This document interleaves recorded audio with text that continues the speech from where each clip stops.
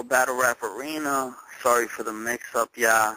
I know y'all gonna kill me off of this, but you know, Blog Talk fucked up. I'm sorry about that, but we're back on. So let me know what's on your mind. I know 713, we got you on the line. What's good, 713? When I'm at school, the only time where I'm around niggas my age, so I'm here and shit. What's up? I want to let them know that I'm here for the dress and shit. Like, I'm good as fuck. I don't let it explain it. It's not I really care about how I'm dressed at school at Westside. Westside.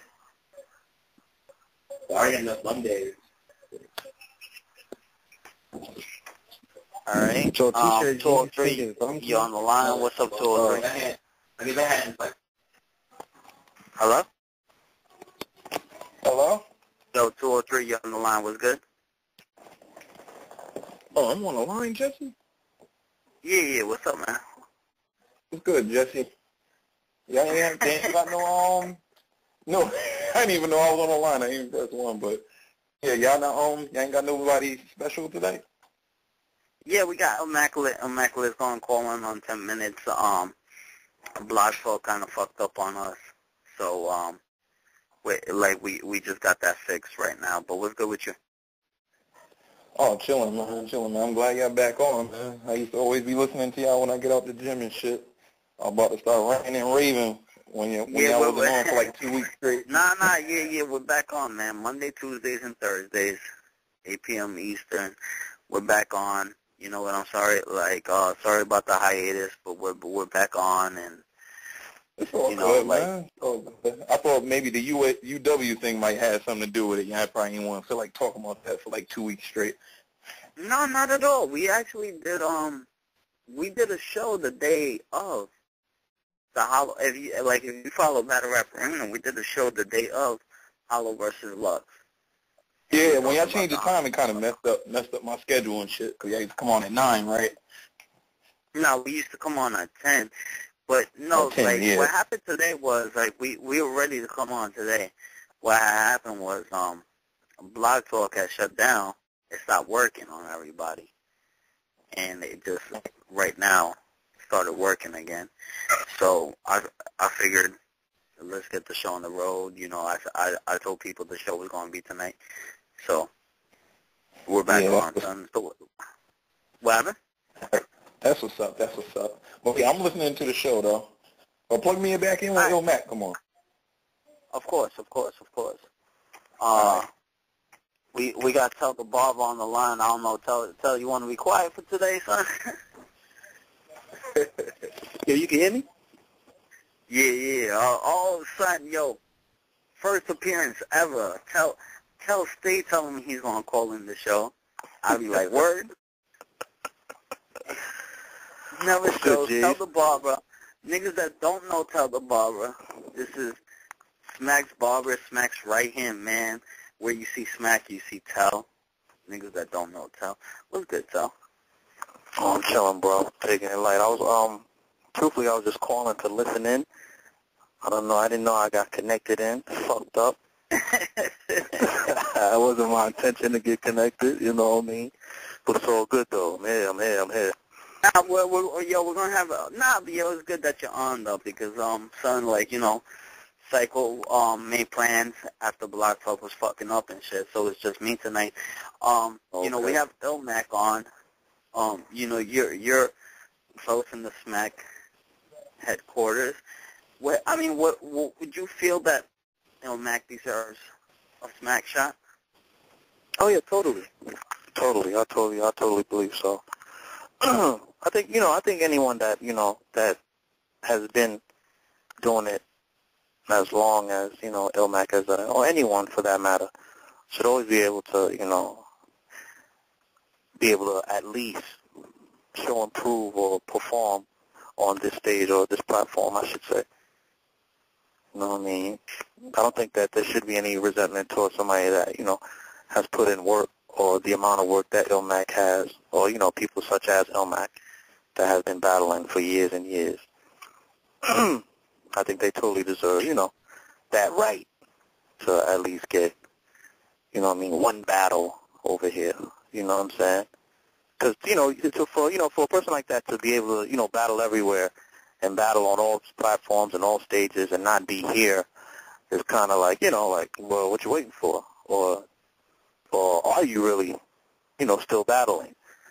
And now, so, but like you know the Smack crowd, like yeah. me and you are part of it. You know what I'm saying? Like we know like how New York is the most.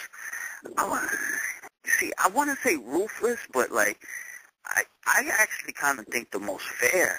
You know what I'm saying? Like we let you know we're feeling you, and we let you know if we don't feel you.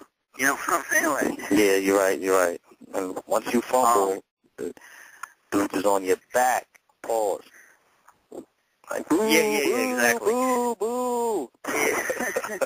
Yeah, exactly. Son. Like you're part of that. Now, in your opinion, like, do you feel like Illmac come and sustain that kind of environment on the URL crowd? I think so. I totally think so, because it's a different way. Like, a lot of people might think that it's like, it's pretty much the same, but it's a different way, like, of battling when you, like, your bars are received differently coming from, the West Coast, from East Coast listeners. It's like, it's like a dude that lives in New York listening to music when he listening to the radio in California. It's totally different to his ears.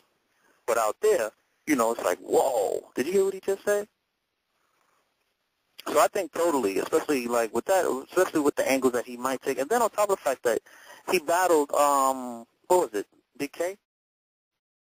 Yeah, that was the battle of the year last year to me. That was a dope battle, son. A super dope battle.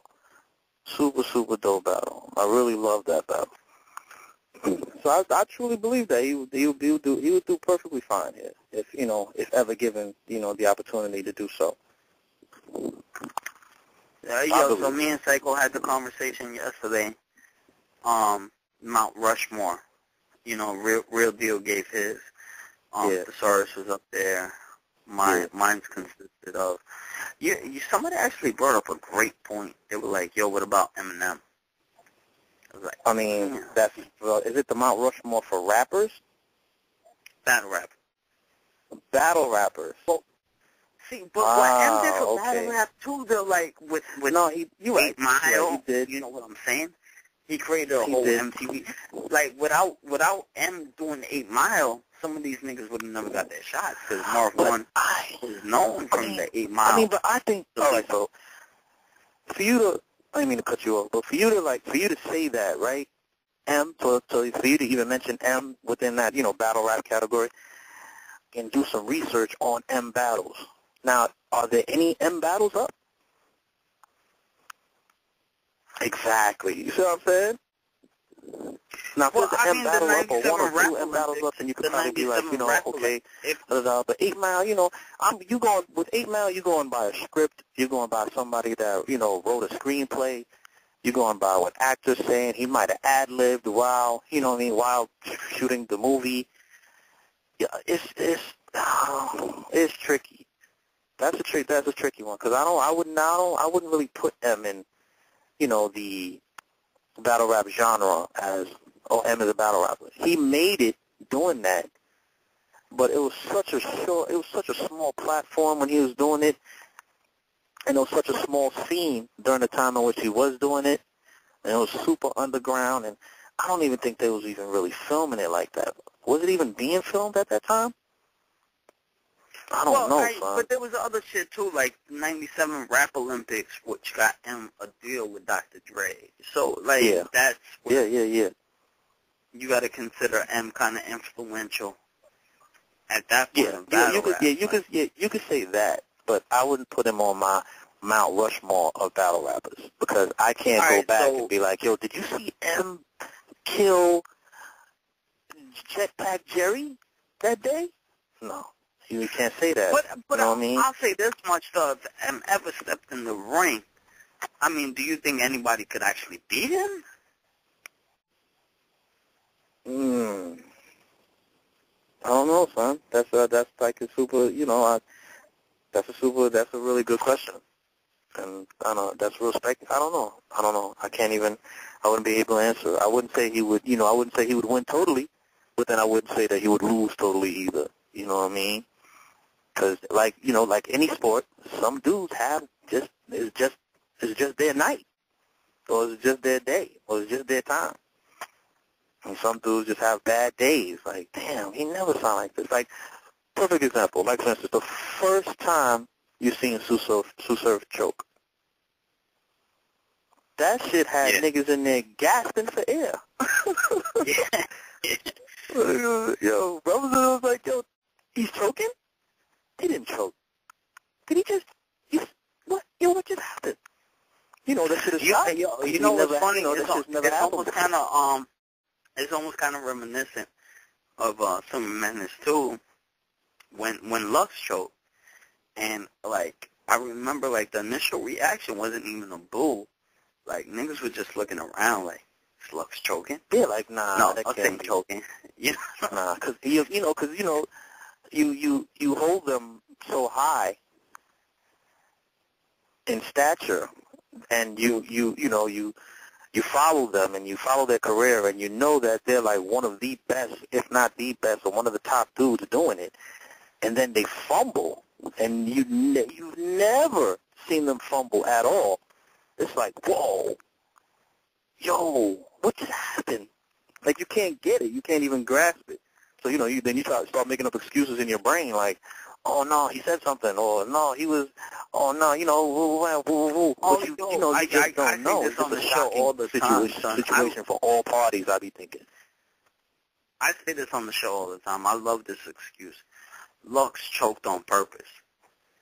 Who the fuck choked on purpose? I don't think you can choke on purpose. No, but this is what I'm saying, like. I don't think you can choke on purpose, my nigga.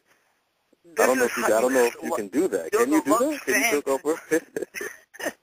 Yo, Lux fans, and I'm a Lux fan myself too, but you never catch me saying something like, but what's even funnier about that? The best part about it, Lux won't tell you exactly if he did or didn't. You know what I mean? So you're gonna have to just, you're gonna have to watch it and keep watching it, and just you be the judge, which is dope because it's still it gives you the ability to still debate that particular battle, that particular round, that particular verse. Oh, how's it getting beds out? You know what I mean? That just stays with you forever because people will say it and be like, that's when he choked, but then people will say it and be like, yo, that was a dope line. So it's like a gift and it's like a gift and a curse. All right, so Mount Rushmore, you're 4. Top 4 with like excluding Smack, excluding Organic, is not like battle rappers. Your Mount Rushmore. What's your Mount Rushmore? J Mills, Mook, Lux, and this might shock a lot of people. I'm gonna say Disaster. Yeah, yo, Disaster is where I chose Jim, so it's whatever. Like, Disaster is the one that got. I don't know, bro. I just like the guy. I just like the fact that a lot of brothers that started way back when and been doing it for so long and still have, relevancy and still can get paid, not even a substantial, but still get paid, period, to do what they do now. I think that's real dope. You know what I mean? And it sucks that it's only 4 because I have like 3 more. But for those 4, I believe that would totally be my Mount Rushmore. Now, like a lot of niggas don't get a chance to hear from you. Like I know you. I know you're Smack to the day you die. I mean, what do you feel about like? I actually had a conversation today where like URL has been proven so strong. Even before that, Smack was running strong in 2004. Like, Smack was the one who started this. And what, like, you know, a little dry spell, niggas are talking about, like, URL is done. I mean, does that, like, do you feel hurt by that? Like, any type, do you take that in type of way, or? Oh, well, yeah, that's why, that's like 90% of the reason why I don't really like to get on the phone or talk to dudes about anything. Because one, I'm biased. You know what I mean? And, you know, I love all rap, but, you know, I love my team and I love my brothers and I love my, you know, my peers that I work with within the URL. So immediately off top, you know, I'm just going to be on that wave anyway. So I don't really like to give my opinion too much on certain things. When people say stuff like that, it's really funny because, you know, it's just funny because it's like, bro, you really believe that, you know, URL is dead or is dying, or, you know, so many people have taken battles and have created dope events and have created, you know what I mean, good battles and have uploaded it and, you know, for the people to see. You can't get too crazy and say it's over because, you know, XYZ did an event that, you know what I mean, we couldn't. It doesn't mean anything. If anything, that, you know, it just expands the culture and it expands battle rap as a whole. I love battle rap as a whole. As far as, you know, an individual and just looking at it from my perspective, you know, I only see it how we see it over here at URL.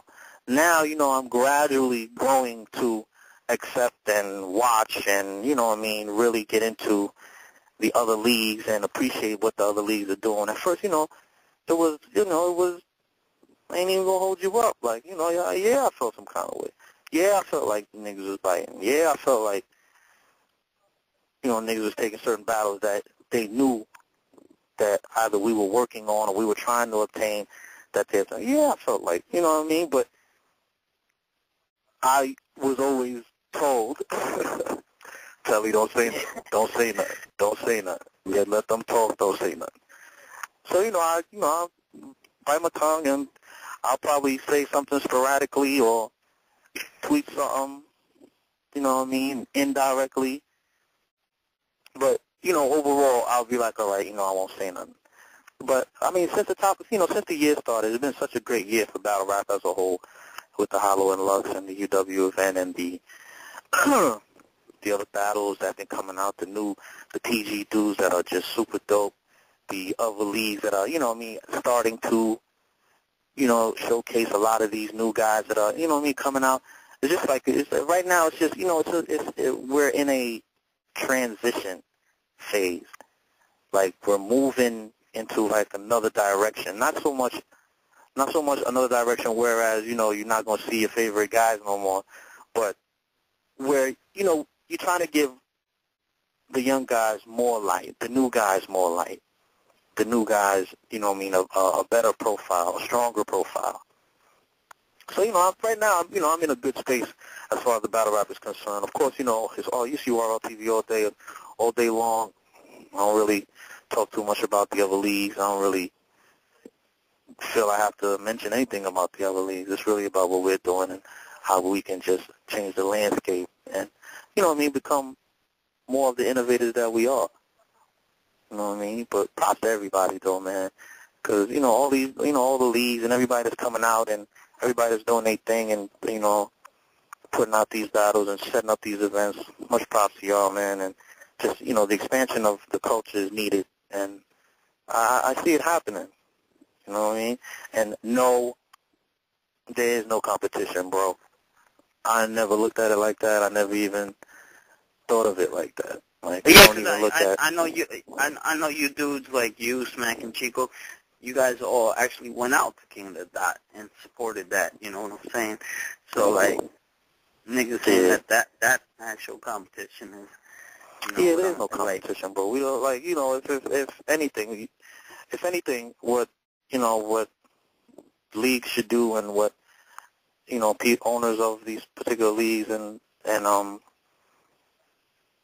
these dudes that are setting up the battles should do is really compete with themselves. You know what I mean? Like, what you should be competing over is the last event and think, damn, how could I make it better for this event? You know what I mean? That's the competition. The competition should be within yourself, within your company. You know what I mean? Like, how can we better it next time? You know what I'm saying? And that's how we think over it. You know what I mean? Like, we don't look at it like we're competing with this guy or this person or this league or that league. You do your thing. URL will always be doing our thing. And like I said, man, much props to, you know what I mean, all the other leagues that are able, because a lot of people are not even able to even throw events and give these guys the exposure that's well needed. Yo, let me just say this about Tell, too, like, for the niggas that are listening. Niggas say he's not biased or nothing. Tell is the biggest Big T fan y'all ever seen. Yo, and for fans of the show that actually remember this, you know, where there was a confusion with the 718 caller, and the 718 caller started roasting Big T. I got a call from Tell the next day, like, yo, that was fucked up. Why you did one nigga like that? I felt some kind of way, G's. I ain't gonna hold you up, man. I said, yo, come on, man. Why y'all niggas do that to my man T like that, man? It was just, it was funny, but then it was like, damn, bro, like, come on, man. Somebody set my boy up, man. Honestly, it wasn't set up. It wasn't planned. Yo, I really think y'all niggas set my man up, son. I swear it was not set up, son. I swear it was not set up. Yo, Tell, we actually got to get to the hour on the show. Yo, you wanna kick it with us for a little, or? Yeah, I'll chill. I'm just here listening. All right, I finally got Tell on the show. It doesn't matter if he's short or from Portland. His loss to Storm was an embarrassment of enormous proportions, like a thesaurus performance. What's up, Illmac? You're stupid, man. It was good. What's up, man? Sorry about the Blog Talk issues earlier, but we got you on, man. Welcome to Battle Rap Arena for the first time, son. Sure, appreciate it, man. Thanks for having me. Yeah. Well, like, let's kind of like start on your career too, 'cause you know I know this. What is it? 2 WRCs, right? Yeah. 2 WRCs and what else? There's another ring in there, right? In the Scribble ring, right? Yeah, Scribble Jam. You know, a lot of other shit back in the freestyle era, though. You know what I mean? Mummy Dust, you know, it's Mummy Dust at this point, but yeah, you know, I came from that era, the good old freestyle era. So right. We were actually talking about like a Mount Rushmore for battle rap. Who do you feel should be up there, even if you include yourself? I don't know, man. I don't necessarily agree with Mount Rushmore. You know, it's kind of fucked up. It's kind of a slap in the face to natives and everything. But I know what you mean. I don't know, man. That's a tough one because there's a lot of cats that have really done their due. Like, it's like what you were talking about earlier. You know, Mook would definitely be up there for sure. You know what I mean? With the work he did, you know, you can't really look past Lux. Shit. Beyond that, you know, there's a lot of cats vying for I think those other two spots. You know what I mean? But I feel like those two are pretty unquestionable. You know. Yeah, that's what's up, man. So then, like, after the WRC and after the Scribble Jam Championship, you move on to Grind Time, correct? And then Grind Time gets formed. I mean, how does this come about? Weird story is, like, I was starting to actually do little battles out here as well. Like, at the time, I was doing, like, little acapella battles with shows because cats were hitting me up. There's nothing active out here. There's no scene as far as battling, and there hasn't been since like early 2000s. So cats were hungry, wanted some shit, so we would just do little street corner battles and film it and throw it up. And at the same time, Lush 1 was just joining Grind Time, and he seen some of the videos I was posting from up here, and it was like a natural connection. He hollered at me. It was like, why don't you come in on this Grind Time thing, which I hadn't really heard of, and I looked it up, seen that they were also posting videos, same thing, and I'm like, all right, well, it only makes sense because they had a little platform going. So I actually, when I came into it like more on the organizational end and putting cats on from out here, and then, kind of transition into battling, you know what I mean? And then that's on Battle Disaster and Madness at the first event I did, and Conceited and Hollow at the second event I did, and then from there. Yo, that was the second question too, because I feel like you kind of got like a bad look on URL because they say you can't beat black rappers, right? Is that like is that what you've dealt with? Right. Well, let me ask you this to start with though. What do you feel about the Conceited and Hollow battles? I mean, do you feel that you won them or? Nah, I think I lost them both pretty clearly. It was just a matter of my first 4 acapella battles were at 2 events, you know what I'm saying? So it was really a matter of overloading my plate and coming out and doing some shit that people weren't really doing at that time. Shit, people ain't really doing that now either, but with good reason, obviously. But I don't feel like I took those battles if there was any robbery. I feel like the public opinion is pretty accurate.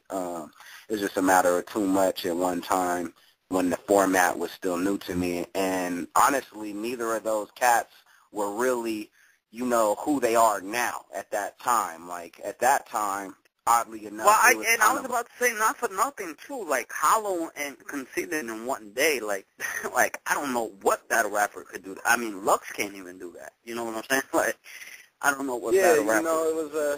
I was coming out trying to make a little statement, it didn't work to my advantage as well as I had envisioned it, but like I was saying, like at the time, they weren't really the rappers that they're considered now. Like oddly enough, at the time, it was a look for Conceited at that time. You know what I mean? I was kind of like, in the way that at the Grind Time, like, in the status and everything, he was relatively unheard of at that time. He had a couple jungle battles, but I think that was a big battle for him that, more or less, without giving too much credit to him, so kind of put him on the map as far as everyone's like, oh shit, where'd this cat come from? He had a new angle on me that no one had ever done. His style was fresh and new. So I think that was like a really, a debut of sorts for him. Hollow was obviously doing his thing for sure, but it was just a matter of underestimating and taking on too much, spreading myself thin, you know what I mean? Right, and then after that, like, you faced Thesaurus. I mean, I was just watching that battle, actually. It's a classic I battle. I could tell. A classic battle, but, and then, people can't come at you saying, like, how can you do your... Well, like, you and Thesaurus' friendship is still maintained the same way before that battle, after? Yeah, that's my guy, for sure, yeah. We did. And a lot of people were, like, saying, how can you do that to your boy? I mean, like, you have an answer to that, or... Yeah, I kind of equated to, like, 2 boxers could be cool with each other. It don't mean when they get in the ring they're going to beat the shit out of each other and then hug it out after. You know what I'm saying? Like, you watch that shit all the time. Like, these cats are literally beating themselves to a pulp and then hug it out after and fucking it's all good. You know what I mean? And it's out of respect of the craft and everything. So, people kind of, like, thought that or put it in a certain light, but it's all battle rap. We leave it in the ring. We know, what we're signing up for. We know what this shit is. Yeah, and then, it's funny because your battle with Arsenal, Now, I'm 40 ounce Jess. I'm always intoxicated, but you could tell like you were like a little twisted in that battle, and then there was like a lot of rumors. Yeah, there was a lot of rumors going around that like a conspiracy theory type shit, where I feel like you believe that the battle wasn't going to happen, right? And you got faded early, and you feel like that's the reason why that battle happened the way it did. I don't equate, and so I'm not gonna say that's the reason that shit. You know, like I pride myself and have actually said this shit in battles before that a real MC can adjust to any circumstance. So therefore, holding myself to that same standard point blank, that's my bad. You know what I'm saying? And I didn't adjust to that circumstance. There's a lot of crazy shit going on, but at the end of the day, that's my responsibility to deal with. So first and foremost, I don't want to make any excuses or nothing. Like that was just, you know, how that shit happened. Bad look. You know, shake that shit off, come back. But yeah, it was a lot of different weird circumstances. I mean, this is after the cannabis disaster battle. Nobody even wanted to hear about battle rap after that battle. People wanted to go home and talk about anything but battle rap. You know what I'm saying? All this shit. The venue was kicked me out before I even battled. King of the Dot had to come out, make sure that, or get me back in and all this shit. They were escorting people out. During the battle, they're like taking shit down. But it was just another case of overloading my plate. You know, I had battled Tony D the week before in London, did a 3-week tour out in Europe, and battled 2-on-2 like 3 weeks before that battle. And it was just another one of those fatal mistakes of doing too much at once and, you know, not giving myself enough time, preparation time. So that's what I chalk it up to at the end of the day, you know what I mean? So that's on me, you know. Yeah. No, that's what's up, man. And then, you know, like, then you get the Big K battle, which, I mean, I gave Battle of the Year to last year. Like, I really feel like I can't choose a winner on that one. Highly debatable. Like, you guys went at it. Like, one of the greatest battles. Were you kind of scared of him? Not scared, but, like, you know, you mentioned that in your battle, but were you worried that maybe he might choke and fuck up a classic that might be? Yeah, I definitely didn't want him to choke, you know what I mean? Because at the end of the day, fucks with the replay value and the watchability of the battle in general. So honestly, what I was hoping for, you know, came to fruition, and even beyond that, you know what I mean? I thought when the matchup, you know, came up, I really thought about it. I'm like, this could be a classic. It's going to motivate my pin game. And, you know, it was an inspiring matchup. And the end result, I think, showed how seriously we both took it. You know what I'm saying? And that's how classic battles happen, when it's not one-sided and when it's a real slugfest and hard to call. When you can go back, watch it, and have a different opinion almost every time you watch it. You know what I'm saying?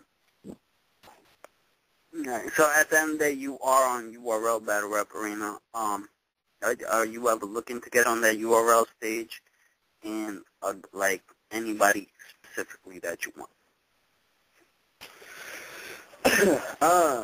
Shit. I mean, yeah, I'm always open to new possibilities, and it's a stage that I obviously haven't been on yet. So, yeah, you know, I have my interests or whatever.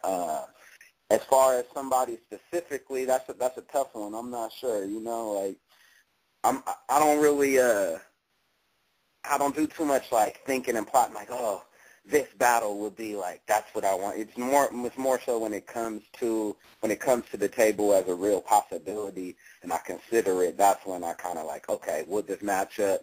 You know, they say styles make fights. You know, even in boxing and shit. And that's how this shit is. Even with me, I gotta like visualize it once it comes to the table, and okay, let's do this shit. You know, that's gonna be a classic. And that was like the feeling I got with Big K and shit. And so I don't have anyone necessarily specifically that I'm like, oh, I want to battle him on URL and, you know, anything like that. I just I keep possibilities open, and then when it comes time to, then I consider it then. You know. That's yo, tell you got any questions for Matt? tells my answer. Yo. Yeah, you got any G. questions for Illmac, yo? Illmac, what's up, bro? Tell the barber. Good. URL. Good, yeah. good to meet you. Good to meet you, bro. You as well, man. I wanted to ask you, after the Big K battle, was your thought process more like, all right, I'm good, I'm done, or I think I still have that urge, that fire to do more within this battle rap thing? It's something that it's hard. It's almost like an addiction, every time that I even do get that mind state, then I always end up coming back to it. I get a ring, like I want to get back in that ring, and I get that little feeling again or whatever. And after the Big K battle, the thought never crossed my mind like I'm done with battles or anything like that. More so, I said, all right, if I'm taking battles, it's going to be for a reason. And, it's got to make sense and make a statement and not be just to battle, just to get in there. Because, with the way this shit is now, it's such high stakes and everything. I want to make sure that I could go out there, and if I'm in a battle again, I'm aiming to outdo my last performance. You know what I'm saying? So it just has to make sense, and that's where my mind frame is right now, as far as considering matches or anything like that. Because I don't feel like I necessarily have to, I gotta get back in this ring to prove this or that. I don't really feel like that at all. I feel like I can let that Big K battle speak for itself until something comes along and I'm like, yeah, I got that motivation again. This is what I want to do, Dope. Were you able to so within the meantime, were you still working on music, or? Yeah, it's been a lot of, this last year. I didn't even release a project last year, but it's crazy because I'm in the studio, multiple times a week. I'm always writing, always recording, so I built up just volumes of music, mostly produced by, Chase Moore and Hippie Sabotage, that now I'm just in the place where I'm like, cool, let's start putting this shit out. I'm sick of hearing it by myself. I'm sick of sitting on it. People need to hear this shit. And I didn't even realize I didn't put out a project till January. I was like, yo, I didn't put out an album. Yeah. I was thinking about that. Hell no.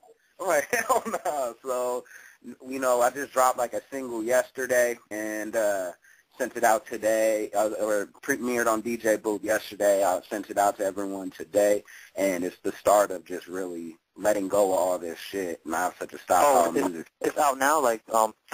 People can attain it now. Yeah, it's on iTunes, it's on Bandcamp, it's called Do Not Disturb, it's on DJ Booth, a bunch of other blogs. You can peep that on my Twitter, at Illmaculate, whatever. But yeah, just dropped that, and it's basically kind of the start of just getting all this music out and just pushing it, not sitting on it no more, clearing the plate, you know what I mean? Make too much music sitting on this shit. Otherwise I get sick of it and never want to release it, Yeah, you're right, totally. Now, how about that? How about the West Coast scene? How about the West Coast battle rap scene? How do you feel about it now? The state that it's in now. I'm excited about where it's at now.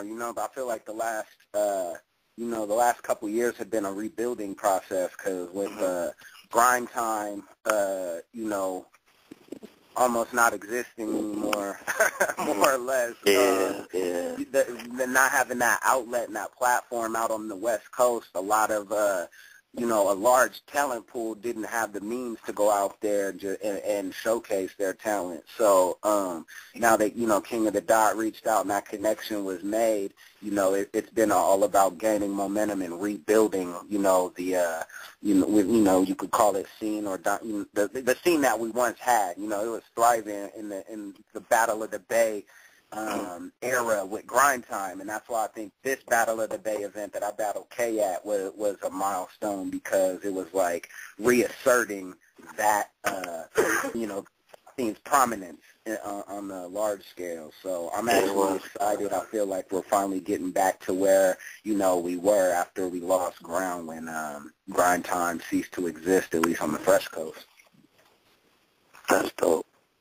Yeah, you know what's funny? Like speaking about the fresh books and shit. You know, we had a conversation about Daylyt yesterday. Three Letterman brought him up.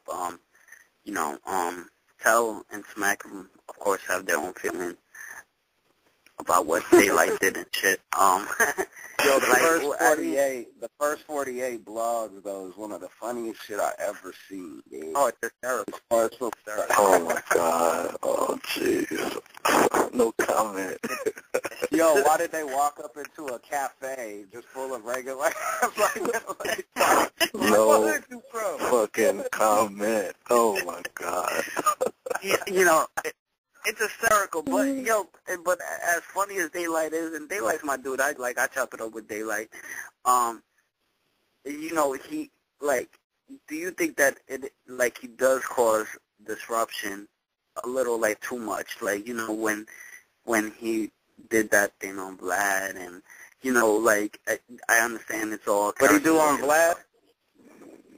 When he went around saying you know, he's gonna clap the place up, Smack owes him money, blase blase, which was not even the case. Yeah.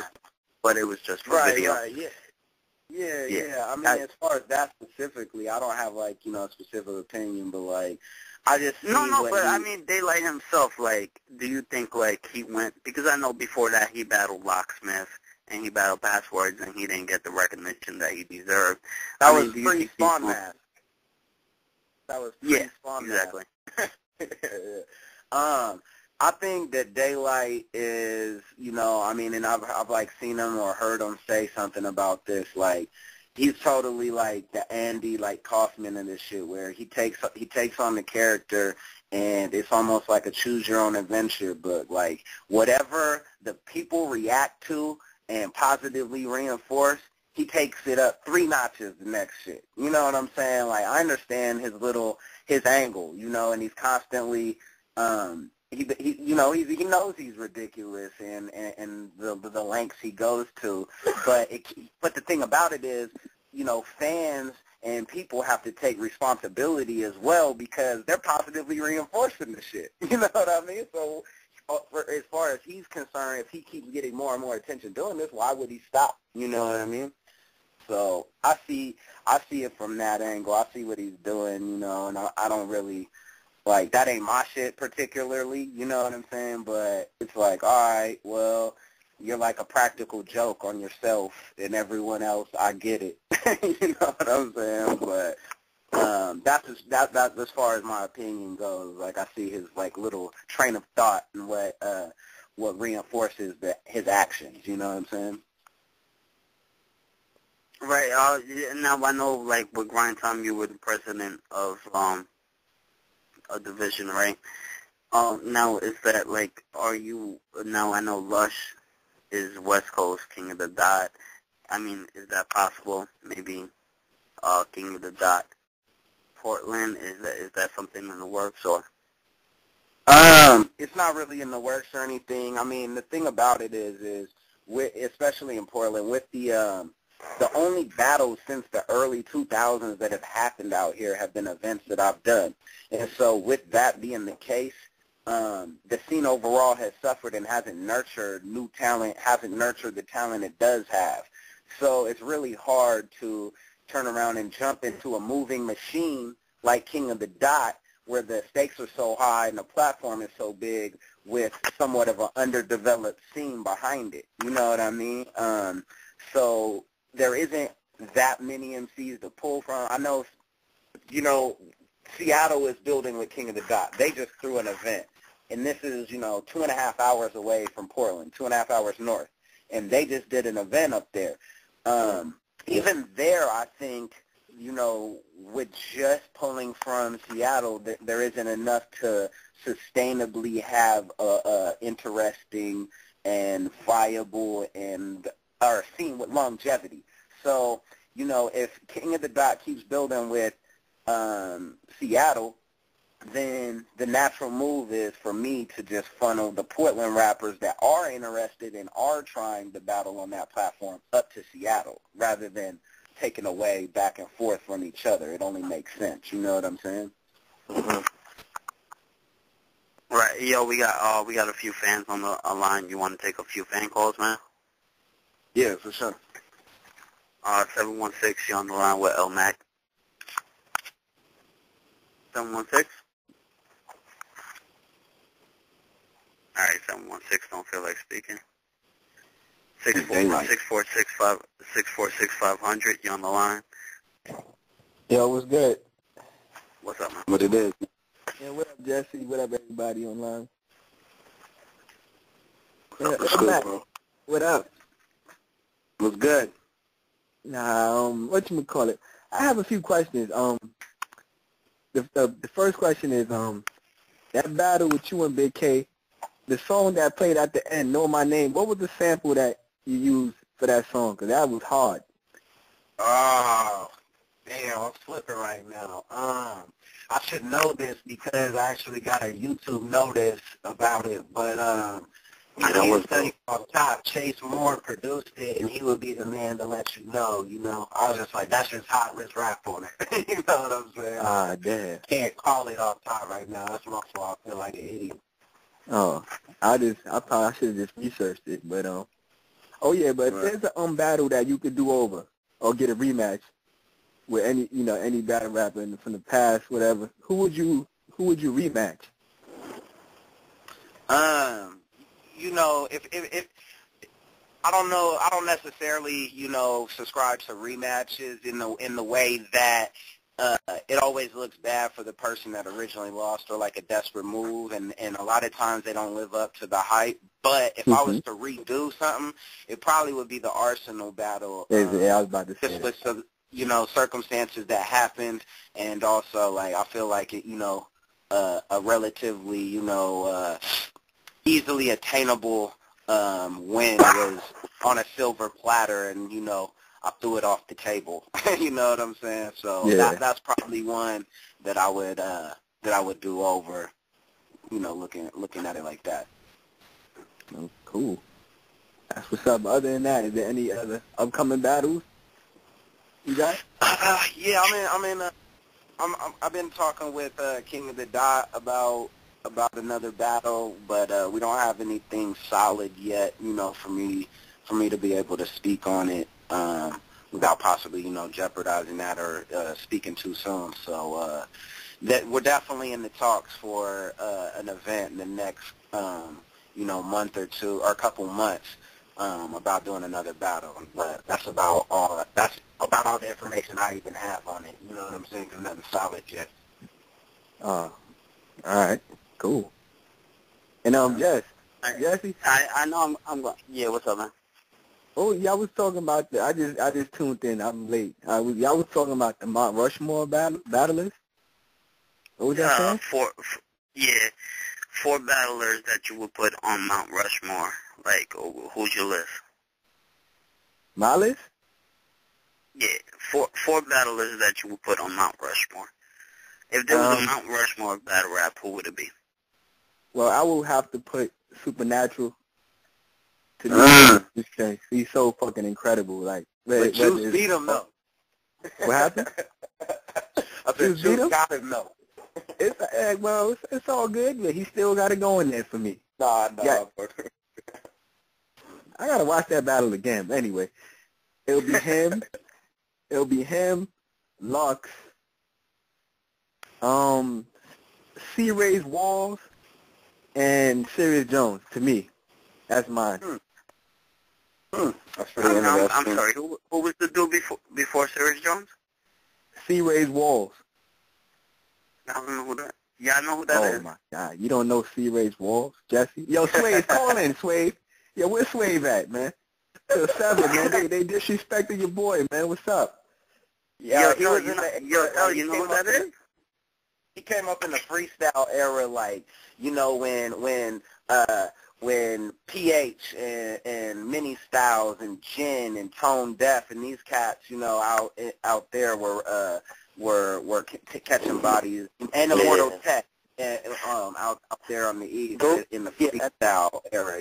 That's when he was really doing damage. Yeah, at that time, I don't even think they were even putting it on video. That wasn't even YouTube era. Nah, this is before YouTube, but there was a couple sites like MCBattles.com used to always post. That was like where you went to peep MC battles. You know, that's where they have the Juice Supernat shit, the Blaze battle shit. They had audio. They had audio. I would go on there and just listen to audio of MCs battling and shit. Before there was like, you know, fuckboy leagues in every corner of every, you know, state putting shit on YouTube. So there was like the one destination. But yeah, C-Ray had some classic shit back in that era, and that was on that site as well.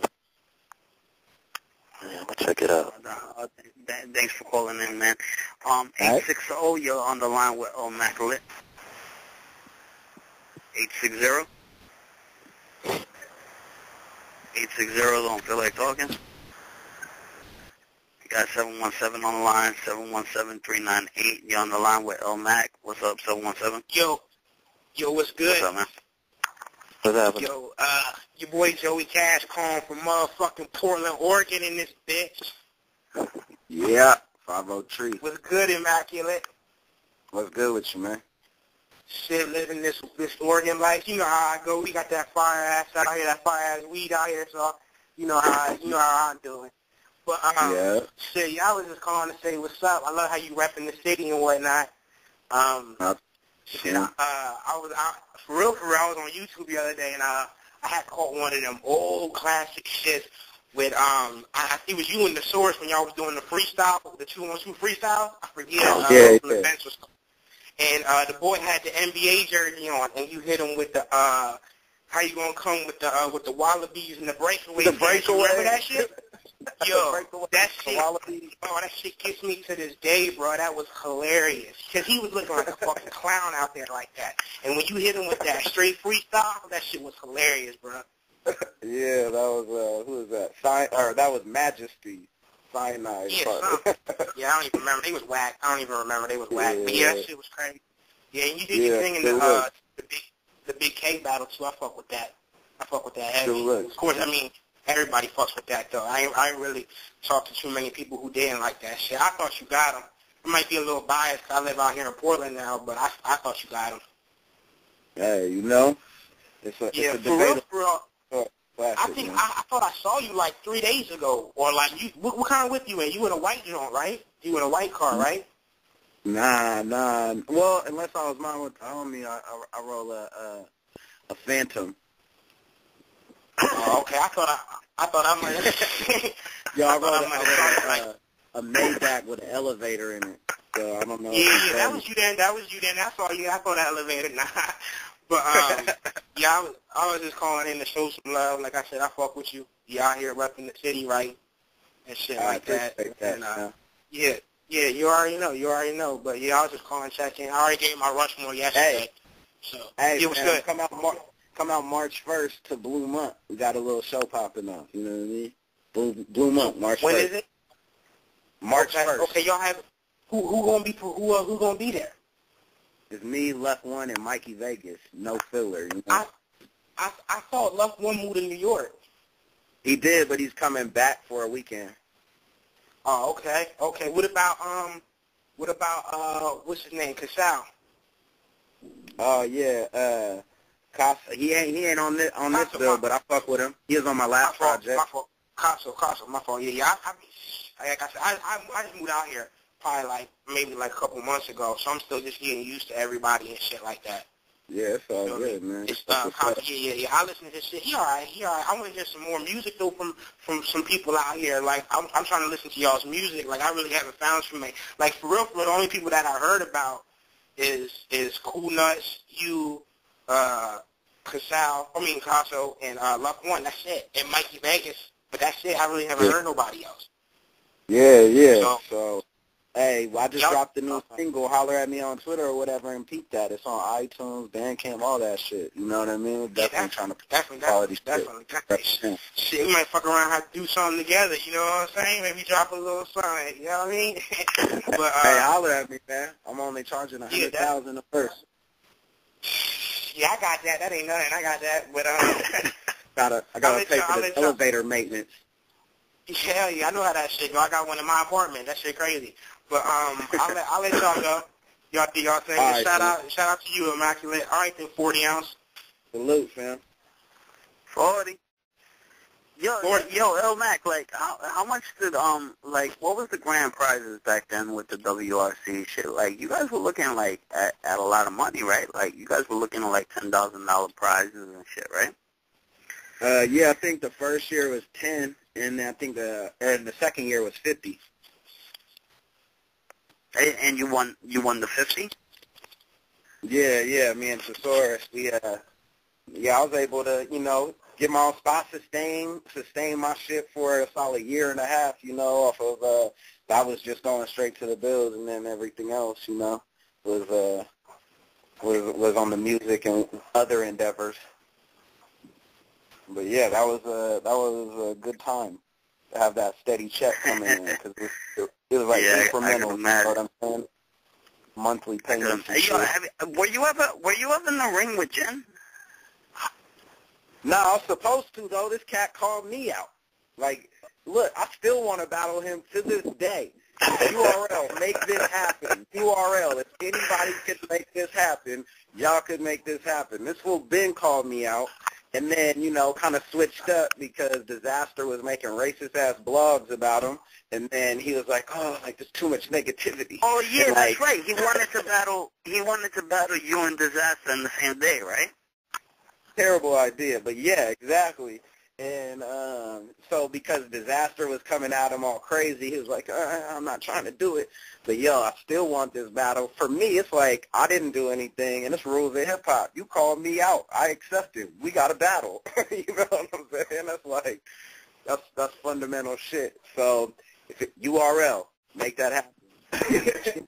The Jin's return. Picture it in bright lights. URL, man. Illmac wants Jen. 424, you on the line with Illmac. What's up, 424? What's up? Hello? 424, not talking. 951, you on the line. What's up, 951? 951? 951, not answering. 617, you on the line with 617, you on the line with Illmac. 617? That's an opportunity. Yeah, like this in the morning, that should be that thing. That's good. What happened? I get up in the morning, I'd be out by 4, I'd be straight. True. And y'all never do that. Right. You can't get money, fuck it. 203, you on the line with Illmaculate. 203, you there? 203, not answering. 732, you on the line with Illmac. 732, you there? All right, I don't know what that was. 713, you on the line with Illmac. 713, you there? 713? 512, you on the line with Illmac. 512? They're dropping like flies. Yeah. 657, you on the line with Illmaculate. 657, you there? They're choking. 657, ain't answering. We got 301, you on the line with Illmaculate. 301, what's up, man? Hey, what up, Illmac? It was good. Ain't nothing, man. Hey, I had a question for you, and a lot of battle rappers seem to dodge this question when asked, and I just want to see if I can finally get like a detailed answer. What goes into your preparation, like when you find out who your opponent is and you start writing, like how do you get from that point of having all your ideas on what you want to say to having it memorized, from start to finish the day of the battle? The details tend to vary from opponent to opponent. Each, preparation process a little different. But overall, it's just, that's once a battle is locked in, confirmed, that's like what's on my mind. At all times when I'm out doing anything, it's like I'm like in battle mode almost. Like it's kind of hard to be around me leading up to a battle because that's all my mind is on. So constantly, thinking of ideas, concepts, angles, and lines. And also what's big, for me, I feel like it's getting into a routine of actually like training physically as well, you know, because that also is a conduit to creativity, you know. Motion is a conduit to creativity, you know, running, working out, all these things. When you get into a routine where you're really feeling like mentally and physically you're training for something, it becomes more aligned, you know what I'm saying? And it is definitely easier and my preference to do both, not just like sitting here thinking aligned, you know, like fuck around and go out running and then come back, work out, and then all that shit plays a big factor in, you know, in the preparation process. And then at that point, it's just like locking down. You know, you'll get little chunks or you'll get concepts or angles, and then it's just about locking in the connective tissue and, you know, all the build-up and everything around it, you know. So, and, I mean, that's basically my preparation process, you know.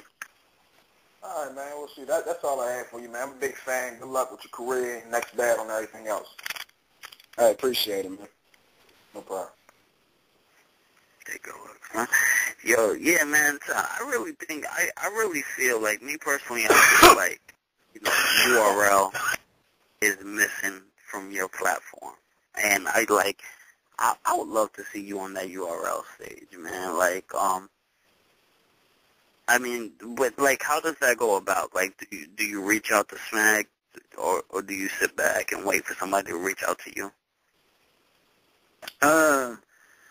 You know, I'm not 100% on that. Like, you know, having not really dealt with them at all. You know, it really. I think the biggest part is like what I was just saying, or what I was saying as far as my next opponent. It just has to click, has to make sense, and you know, be for a reason. And you know, obviously, being on that URL stage is a reason in itself for sure. And reaching, you know, a lot of different areas, and I think.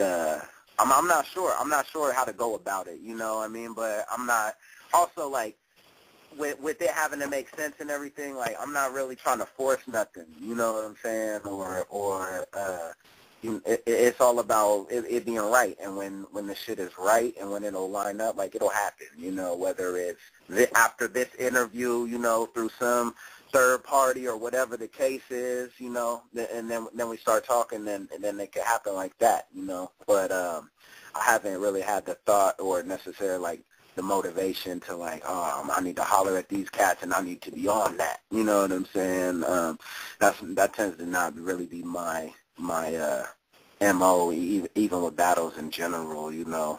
The cats hit me, I'm like, all right, yeah, this makes sense, let's go, let's do it, you know. All right, so I'm going to get killed for this question. Tell Mike kill me online for this question. But, you know, Norb set you up, theoretically, for a PG. Do you take a PG shot? I know you fans are going to tell me, like, you know, Illmac is way above a PG. I understand that. It's just a hypothetical question. Norb set you up. Yo, you want a PG shot. Like, what do you answer to that? You know, obviously my first inclination would be like, like, wait, this is, but honestly, if that matchup, you know, whoever it might be, makes sense and is motivating to me, I can't write that option off. I don't necessarily think that it's something I would be, like, very inclined to do, but it's something I would consider, and if it did make sense, then, you know, we go from there.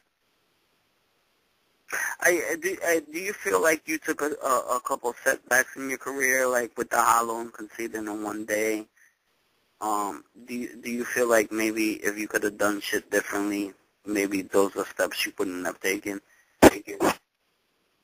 Yeah, but, you know, who knows? It's like the butterfly effect, because if shit would have been different on my end, we might not have the conceited on wilding out that you would have now, or, you know, shit like that. So there's things I would have personally done differently, but rather than focus on, like, looking back, like, oh, I wish I would have took a left instead of a right, it's more so learning from that shit because I needed those losses, you know? It's just like sometimes you need your ass whooped to be a better fighter, you know what I mean? And if you look, after I took those losses, my next battle was the Source, you know what I mean? And then every battle after that, it was a different, you could see the difference, you know? So while... You know, and I think we kind of... My bad, go ahead. No, go ahead. No, I think we kind of touched on it, but you really didn't answer it neither. Like your answer to, like, people that say that you lose to black battle rappers. I don't think that, like, there was a direct answer to it. I don't know. It's just like a funny thing to me. Like, you know, really it's been circumstances of me sabotaging myself and just taking on too much. Like, you got to think about it. Really, the examples they're going off of are from 2 events. 2. Not 3, not 4. You're talking about just two times, you know, that I made the error of overloading my plate. One of them was battling Conceited and Hollow the same day. Like you said, who could do that? You know, that was just a mistake that I taken on too much. And it was the first time in unlimited time limits. And then the next one was, you know, Arsenal, which, you know, I've already touched on how I overloaded my plate with that. And so that's really my response to that is you could call that, if that's what you want to call it, then, you know, I'm not going to sit here and argue with you. But in my mind, I know that it's bigger factors than that. You know what I mean? It's almost like laughable to me. But you know, cats want you to show and prove. So it is what it is. I don't really have like some political response to that question. I just think it's funny. Really, it's based off of the evidence of 2 events in time. You know what I mean? Unfortunate anomalies. And, you know, me and Tel were talking about this in the beginning of the show. The URL crowd, I really don't find the URL crowd biased as fair. Like, if you're from Portland and you come do your shit, URL crowd is going to cheer you and boo the nigga from New York. You know what I mean? Like, do you think that you could, like, I mean, you know, you've seen URL crowd on videos and stuff. You know, Disaster came here. I think they reacted fairly well to Disaster, as opposed to, you know, when he started freestyling, and then that's when he started getting booed a little bit. Do you think you could handle that URL crowd, and do you think that, you know, the URL crowd, like, you could get them on your corner? I definitely think so. You know what I'm saying? It's all, this is what I do. You know what I mean? And you put me in any situation, and I'm gonna adjust to it. Like, there's been small missteps, but I learn from those, and I'm a better MC because of it. And so I'm fully confident that any crowd you put me in front of, and that I can, you know, and MCs, that means control the crowd. You know what I'm saying? So.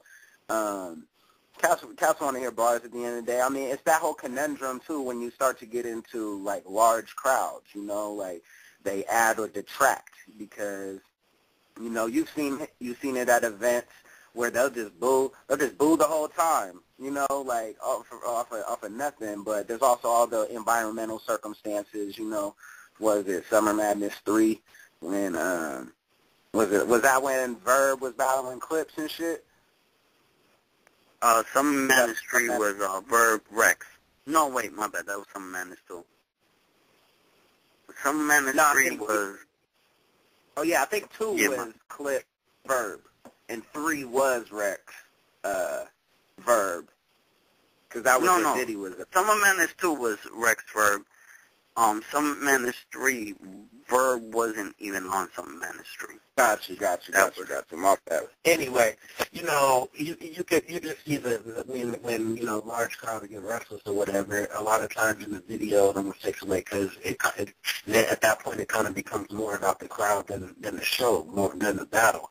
But you know, like I was saying earlier, I pride myself on learning from mistakes and then adjusting to any circumstance. So any crowd you put me in front of, I'm going to be fully confident I'm going to go out and do what I do, you know, and whether or not they fuck with it, I'm going to still uphold my end of the bargain and perform. You know what I'm saying? And then certain environmental conditions you can't control. You just do your shit. You handle your shit. Do what you were, put there to do. Yeah, and Arsenal had like a line that you went with, you versus Thesaurus, Bastille versus Hallahan, Verb versus Hitman Holla. And like, he pretty much said, before all of that, and this boy will fight it out in the streets. Do you look at them any differently, like Arsenal not being able to battle in all red, or Rex not, Rex and Mooka cousins, but like Rex and Kayshawn never stepping in the ring? I mean, do you feel a certain way about that? Like, do you feel like that's dumb and that's oversaturated with battle rap? Do you think everybody should be in the ring with everybody? Nah, I mean, I think it's your preference, you know what I mean? Like, if people wanted to see that matchup, there was history behind it and a lot of hype. And as far as I'm talking about me and Thesaurus, and, that is what it is. We both knew what we're getting into, and we've been on good terms ever since then. Other people's perceptions of it, that's on them, you know what I'm saying? That's from their preconceived biases and notions. Like, I'm not one to say, nah, Arsenal, you should battle your homies, and say that, Pastay is in the wrong because he did. Like, it all comes down to individual preference and those people's priorities or whatever the case is. But here's the thing about battle rap. It's just like the politicians in a campaign. If you look at the way that politicians speak and debate, it's all about controlling the narrative. So I can sit here and paint a picture about Jesse Reekin right now, and because it's my turn and I'm controlling the narrative, so I can say, yo, you did this, this, and that. And then from this basically false, made-up foundation, I can build whatever house I want. You know what I'm saying? So once I come out and lay the foundation of whatever I want my angle or theme to be, politicians do this all the time. You can draw whatever conclusion from that and make to have a smear campaign or make people paint situations to be a certain way because you're the one that's controlling the narrative at that time. So it's hard to look at it objectively. You know what I mean? Yeah. Well, I mean, like, I think, like, Jesse Reekin and, like, Tell the Barber, Yo Tell You There? Yep. Like, I feel like, Jesse Reekin, Tell the Barber, like, even if people narrate it, like, we're the two coolest individuals on Earth. You know what I'm saying? So it won't fade us if somebody narrates it that way. Right. And that's how I look at it. You know what I mean? Hold on. 647, you're on the line with Illmac. Yo. Yo, what's up, man? What's good? Can you hear me? Yeah. Yeah. Illmac, what up? What's the good word, man? My question is, aside from people, what inspires you the most? What inspires me the most? Aside from, like, artists. Honestly, it's the same, like, foolish notion that a lot of, artists in general have, but it was, like, the shit that got me going on this and was my motivation from when I first started battling. And I told myself, and I told my boy who I was in my first rap group with at the time, like, I want to be the best rapper in the world, undisputed, period. You know what I mean? It's like, it's that unattainable goal that inspires me to keep chasing that, you know what I'm saying, and pushing myself beyond anyone else's standards, That's what's up. Thanks for calling in. And weed. And weed. Yo, son, you know what's funny though? I don't know why this reminded me of this battle. But your battle versus Nestle, and also Thesaurus' battle versus Nestle. Nestle is usually slept on, I thought. Do you think you crossed the line? Do you ever think you crossed the line sometimes on battles?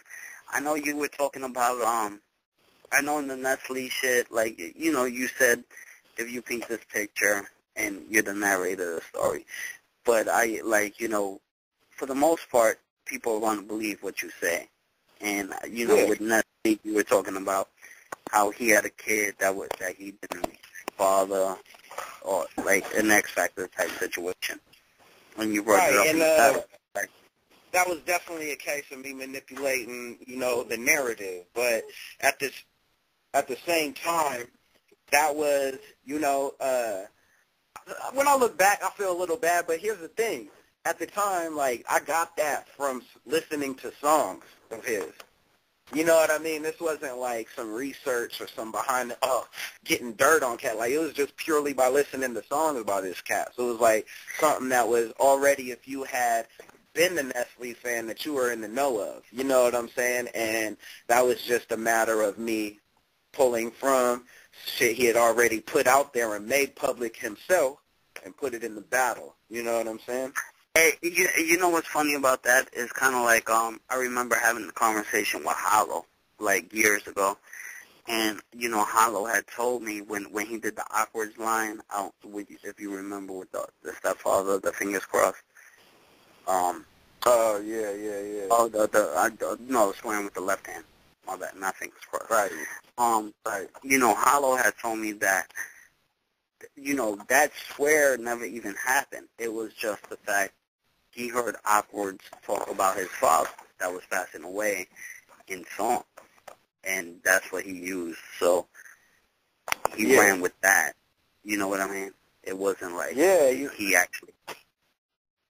Yeah. You know, as battlers, we're looking for the chink in the other cat's armor. You know what I mean? And if you're putting that out there, and you're still stepping in this ring, and you're still, you know, putting it all on the line, then that shit might come up. You know, that's how this shit is. But at the end of the day, you know, that shit, it had its era. I feel like the personal, quote unquote shit. Like, it had there's always, if you look, there's transitions and eras to this shit. You know, there was the grind time joke era. Before that, you know, the freestyle era, and then over, you know, the smack era on the East Coast, and then you had, and then after the, you know, after the joke grind time type era is like personal era, and now it's like, you know, associative wordplay, like Shakespearean fucking crazy, like palindromes and shit. Like, cats are really, that's what always kills me when cats talk about,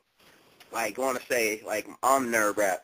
To sit there and use, like, to write your verses like limericks and stanzas and fucking, you know, race car frontwards is also race car backwards, and, like, that shit's nerdier to me. That's like, that's like some Dimitri Martin, like, comedy shit. You know what I'm saying? But it is what it is. Like, I think that era has passed. You know what I'm saying? Like, people want to hear bars, and so as far as the personal shit, you put it out there, and you're still stepping in this ring, you know, then that shit might get brought up. That's the price we pay. You know what I'm saying?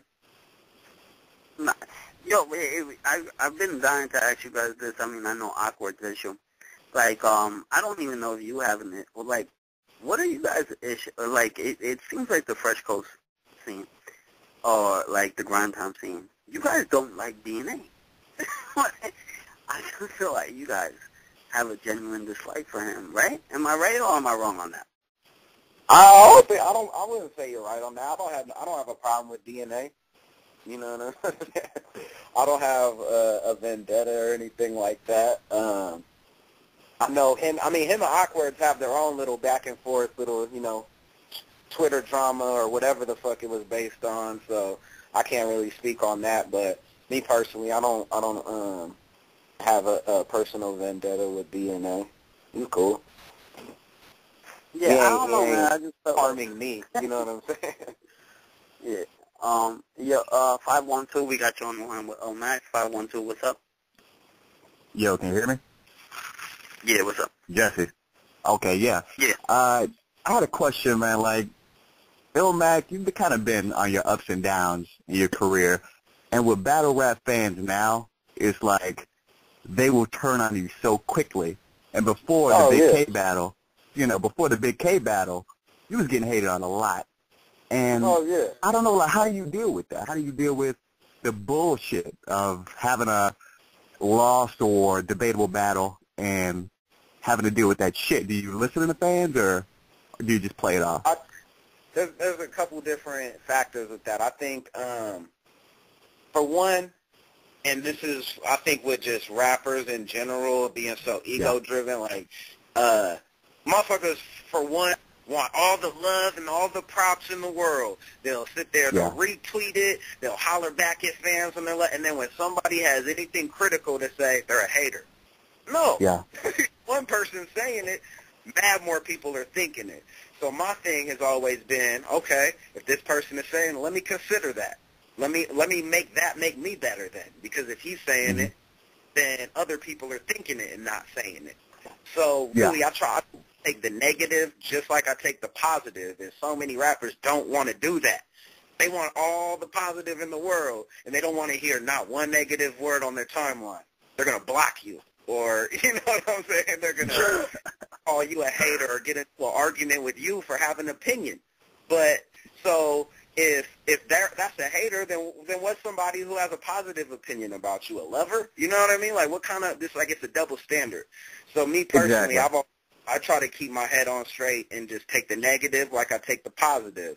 Both of them, you know, I take in, I think about, but I also take it with a grain of salt and want to, you know, take the negative feedback or criticism and consider it and make myself better and make my weaknesses strengths. You know what I mean? So that's really how I look at that. But I feel like you are right when you say, you know, they'll switch on you so quick. That is one thing that I've seen. You know, it's kind of fickle because I think there's a lot of reasons from, you know, there being so much material and being inundated with new content that at that point rappers almost become disposable, you know what I'm saying? Because there's 1,000 proxy MCs waiting in line that are fans turned battle rapper because they see the formula that are willing to step in and replace them, and that you know, they can watch anyone. So, you know, we're all disposable in a way. But, you know, the people that truly have longevity and, you know, I think the right mind frame are the people that take all that shit and make themselves better with it and use that shit as fuel for the fire. You know what I mean? That's how I look at that shit. Yeah, it kind of throws me off sometimes because, like, if you have a bad performance, they'll, like, just completely disregard your entire fucking career. Like, you just can't rap at all. Like, you didn't just put out the green tape. Like, you didn't just put out, you know, Skrill Talk. You know, a perfect example of the person that happened to was, I mean, look at Solomon versus Moke. You know, Solomon had a bad performance against Moke. And you know, like, the fans write Solomon off as he's whack, and they don't understand the bodies he went through, and, you know, like, crazy. Because he kind of influenced battle rap in a huge way. It's true. Oh, yeah. Hey, Illmac, you know, you need to come out to South by Southwest at some point, too. In that same token, you know what I mean? Like, how, you know, that it's like that saying, don't judge a man by his losses, judge him by how he bounces back from that.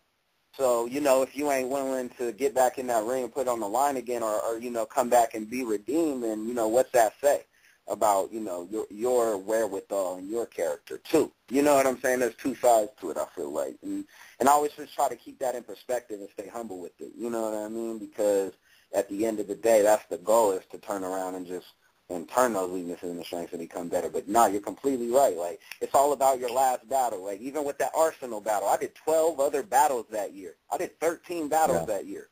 You know what I'm saying? I did 3 within a month of that battle. You did 13 battles in 1 year? Yeah. Yeah, man. And that's, I mean, you know, I did a European tour, an Australian tour. I did 13 battles that year. So there's a lot of fragmented information. So you're like, oh, well, he lost to Arsenal, but look at the other 12 bodies I caught. They weren't as high profile, I'll give you that, but I was out there doing it. You know what I'm saying? And doing shit that other cats aren't doing. So there's you know, you got to keep it in perspective. You know what I mean? Oh, yeah, I appreciate it, bro. I mean, you know, I'm a big fan. I've been following you since, like, 2004. I listen to your mixtapes and shit. I listen to the Green Tape. Is probably my favorite mixtape, even more than, like, the other shit I heard, like Sue Surfs. And, you know, I like Avers, but the Green Tape is, like, just straight fire. So hopefully you link up. You need to link up with G-Force again. Hey, you know, I can't speak on it. It's, you know, I'll just say this, that I got 2 projects dropping here, you know, my solo shit that's about to drop in a couple weeks. I dropped my single for yesterday. I got Only an Ill, also produced by Chase Moore and Hippie, coming out in April, May. And then let's just say I got a secret project that you will appreciate coming after that. You know what I mean? Oh, for sure, for sure. Hey, one more question, though. Whatever happened to that Nestle project that y'all was promoting before a couple of your King of the Dot battles? I was just online. Oh, wow, that's a great question. I remember that battle, too. I was just on the line with Nino Bless and Nestle talking about this shit 2 days ago. And, you know, like I said, this is going to be a productive year for me, especially musically. I want to clear my plate. And so we're looking at dropping that as well, you know. Still got to figure out a lot of shit, but we're looking at updating it, doing a couple more joints, and dropping that this year also. Okay, for sure, because that was like all the way on the Bender battle and shit. So I'm like, I just been waiting because all I hear about is how good Nestle's music is. And then when I heard that y'all two were both doing an album together, it's like, oh shit. We've had 10 joints for like a couple years now, you know, but it's just about getting us in the same room. That's how we work the best, is in person, not no internet shit. Okay, a lot of artists just kind of send records back to each other like over the internet and shit. Yeah, you know, collaborations happen through email and shit, but, like, when we're sitting here trying to make, you know, a great record, like, we need that creative energy and to be, like, cohesive, and, you know, we got songs where we're juggling back and forth and all this shit already, so it's just about getting in the same room and finishing it, really. Okay, hey, man, I appreciate it, Illmac. I'm a big fan. Probably going to jam your mixtape in the gym right fucking now. What's your name? My name is Ray. My name is Ray from Austin, Texas. Ray from Texas. I was actually having this conversation with Illmac earlier. Do you remember the Illmac and Thesaurus versus Paul Rich and Diaz battle? Oh yeah, without a doubt. Thesaurus pushed the shit out of homie. You know what? Yeah. Hey, you know what's funny too? Like I was talking to Illmac about this earlier, and I was like, I feel like they lost that battle, and it's not even that Paul Rich and Diaz were that much better than them. I feel like they lost it on themselves. I mean, how do you feel about that battle? Do you feel like they got jerked or? Well, that battle, I thought that Paul Rich and Diaz had a lot cleaner performance, and when you're live. Keep in mind, I'm just a complete fan in this. I haven't been to any rap battles at all, but, you know, from the feel of it is when they're live and somebody has a clean performance and the bars are not really that far apart, I mean, it's really hard to not give it to the person that has a clean performance. You know, in my opinion, I thought, you know, I'm an Illmac fan. I'm a Thesaurus fan. I sit there and remember watching Illmac and Swan battle. With I could fit inside your stomach standing up, okay? Like, I can remember all that shit when I was in high school. So, I'm biased as fuck, okay? So, I'm always gonna, like, Illmac, the only reason he's not on my fucking Mount Rushmore is because he wasn't consistent for, like, a good 5-year span, you know? But Illmac is, like, one of my favorites. So, I guess I understand that decision because it's like I said, the cleaner performance. Illmac kind of stumbled. I stumbled a couple times, if I'm not mistaken. There was a couple times, for sure. Yeah, I think there was a couple slip-ups there, and I can't remember the order of it, though. Shit. What's up? One of them was during some of the hardest bars, too. It was hella weak. I was very upset with myself after that shit. Yeah, and Jesse, it's like, you remember Ava versus T-Rex in that second round? It's funny, like, Go ahead. Yeah, it's funny. Illmac knows I'm a fan of his. And I was talking to Illmac before we actually got on. And, you know, I feel like they won that battle, Paul Rich and Diaz. And like I said, to me, it wasn't even really a good battle. It was pretty weak, for sure. It was anticlimactic. For the grand. Yeah, Jesse, it was real debatable. It was real debatable. So I can understand you feeling either or because the bars were close And then the second round, when the shove happened, like I said, it was like Aver versus T-Rex. You couldn't give Aver a round after his round got cut off and shit gets fucked over because it was just a loss of momentum. So I think it was just kind of those few things that happened, and plus Poet. It's not like they're clearly not better MCs. Like, let's be real here. Actually, did that fuck with your mind? I mean, what happened there? Do you think you could have came better? Do you think that you won the battle? Am I just bugging? I think that they didn't beat us, but we lost to ourselves. I think our material was better, but like you say, they had a cleaner performance. And this is something I was saying earlier is like, when you're having a championship, especially in Canada or these places, like they're going into them with a hockey. They're fans of hockey out there, so it's like, oh, this is Canada versus U.S. You know what I mean? Who do they want to win? But the thing about it is, and why, the feeling in the room is what it was, is because we didn't live up to the standard we had set for ourselves. Therefore, we lost to ourselves. They didn't outbar us. We lost to ourselves because we didn't have as clean a performance as far as the standards we've set for ourselves. So that gave an out. That gave, oh, well, see, there it is. They slipped up, and so, and because Poe Rich and Diaz didn't. And also, when that shove happened, that's not only a momentum changer, that's like, oh, now you're putting hands on, like, our guys. Yeah. You know what I mean? Like, it's like, oh, well, like the whole mood of the room, like, if you were there, like, you could feel it.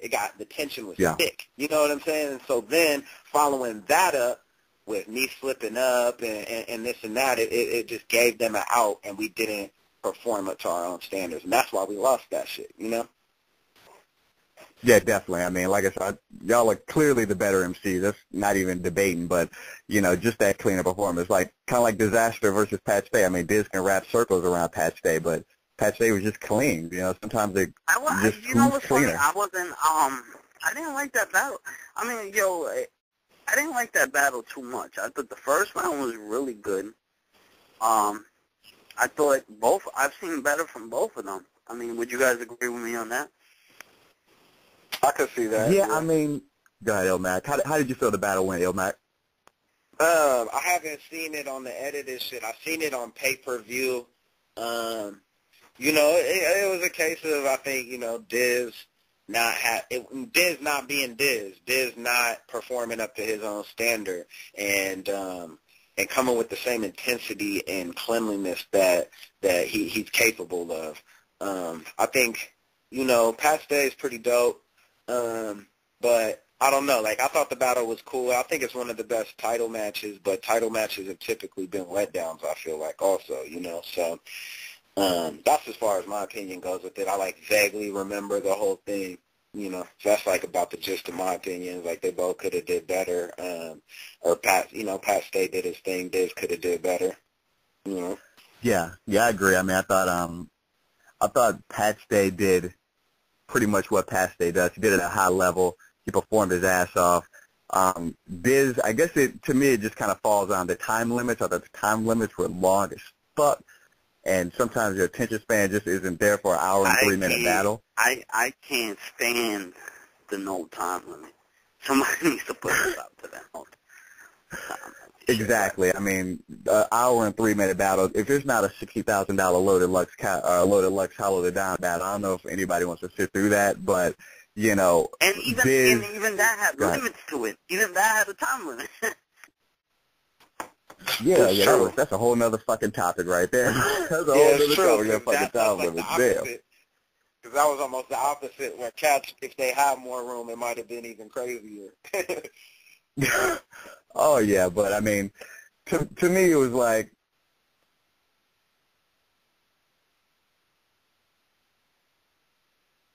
hello? Yeah, I think we lost 5-1 too. Restricted area code. You're on the line. I got 1-1 right here. So you're on Skype or you're restricted. What's good? Hello? Hello? Good. 1-1-1. Yeah. Hello?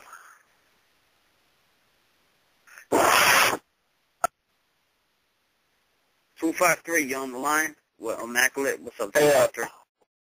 What's up, Illmac? What's good? Big fan, man. My question is, so I have a feeling like before every battle, you know if you're gonna win or not, or like do well against your opponent. Is that what goes through your mind? Yeah, I mean, every battle you want to go into it feeling confident and feeling like you're gonna win. You know what I'm saying? Otherwise, what's the point? But there is definitely, you know, feelings you get. Like for me, at least, it kind of starts in the very beginning. Like if I'm, you know, inspired from the jump. And have like I usually get immediately like a first night that I confirm a battle. A lot of times I'll fuck around and write nearly a round, or I'll write a whole round. I might end up scrapping some of it as I go through, but like it's that initial feeling for sure that you know, is inspiring. Like, oh yep, I know I'm going into this full throttle. I'm gonna go do my thing, you know. But really, you almost shouldn't be stepping in the ring unless you feel that way, you know what I mean? You're setting yourself up for failure. The mind's a powerful thing. So if you're already having doubts and shit, that shit comes out under pressure, you know? And like with that said, who do you think was the hardest person you've battled against? That's a good question. It is a good question. I would you know, I'd be enough. I wouldn't even say losses. I would say, you know, one or two people. I would say for different reasons, too. I would say Thesaurus was one of the hardest to prepare for. And it's because, I knew he was going to come with it. And I'm like, I know what this man's capable of. And also it was a real question and conundrum for me, like, okay, now where's this going to go? Do I want to be the cat that holds back and ends up going in and regretting it, or do I want to be kind of like, well, you know, I'm going to lay it all out there and apologize after or something? You know what I mean? Like, it was a real, like, I wasn't sure where, like, am I, you know, okay, do I want to do this? Do I want to, you know, go this far? Whatever the case is, that was one of the hardest preparation processes for sure. There was a lot of pressure at that point because, you know, it's coming off of the hollow conceited shit. So it's like, you know, you know, take another one and get the whole scene, you know, like Cass was saying earlier, switch on you. You know what I mean? And I think it was kind of like an uphill battle at that point for me.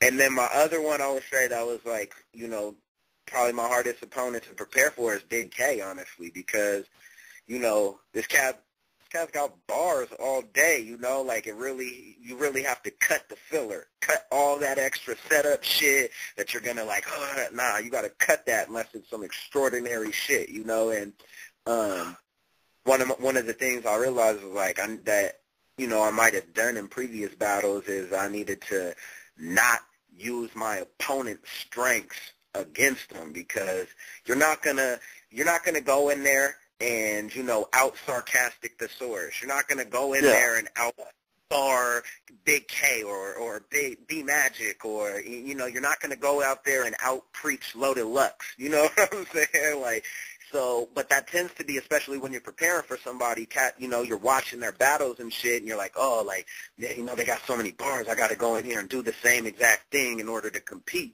But styles make fights, you know what I'm saying? Like, okay, well, what I'm going to do then is I'm going to do some shit you could never do, or that you would never even think to. Like, I don't know, like, when you went against Big K, like, you went your third round, I've never seen anything like that before. Like, you, like, told a story. It was crazy. Yeah, you know, and that was like my mind frame behind that is like, all right, I'm not going to use his strengths. I'm going to go in there and do some shit he can't do. He would never think to do. You know what I mean? And just be all the way outside the box, because at that point, it's just like the results. It's debate. It comes down to preference. You know what I mean? Yeah. So I would say, yeah, Thoris and Big K are probably the hardest opponents I've had to prepare for thus far. Another question, who do you think is the most underestimated battle rapper out right now? Like me personally, I think Ron is very underestimated. Ron is really dope. Ron's going against Danger Zone. on 22nd in Pittsburgh. Oh, That's yeah, the URL. Pittsburgh, right? Yeah. Yeah, that's URL too. So Ron's going to get a chance to prove himself on that one. Danger Zone is no slouch. I don't know. He's a different kind of battle rapper than a lot of these other dudes. It's true. That's a real question. It's really hard for me to. That's a hard question to answer, actually. You know, a part of me wants to say Nestle, you know, but it's also an issue of like consistency. That's my guy, you know.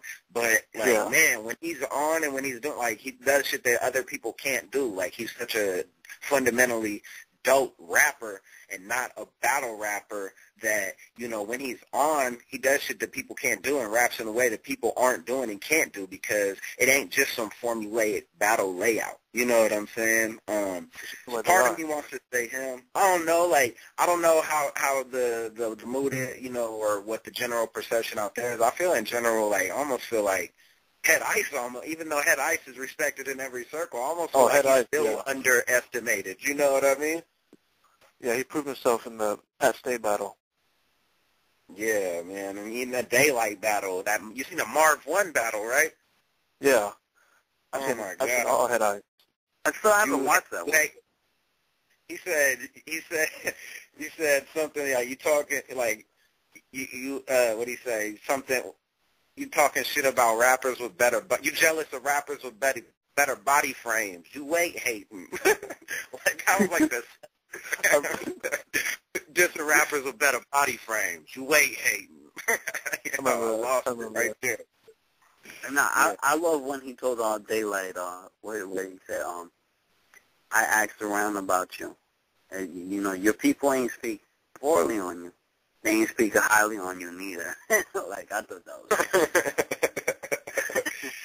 yeah, man. Ice has that, like, that certain demeanor and style where, you know, sometimes it gets slept on just because, and, you know, even maybe like on this side, like, or like King of the Dot, because like cats aren't up on that. It's like talking to the OG and shit, like dropping like slick gems that you might not even catch because that's not even in your realm of what battle rap is or something. You know what I mean? Like, what Ice is the truth for sure.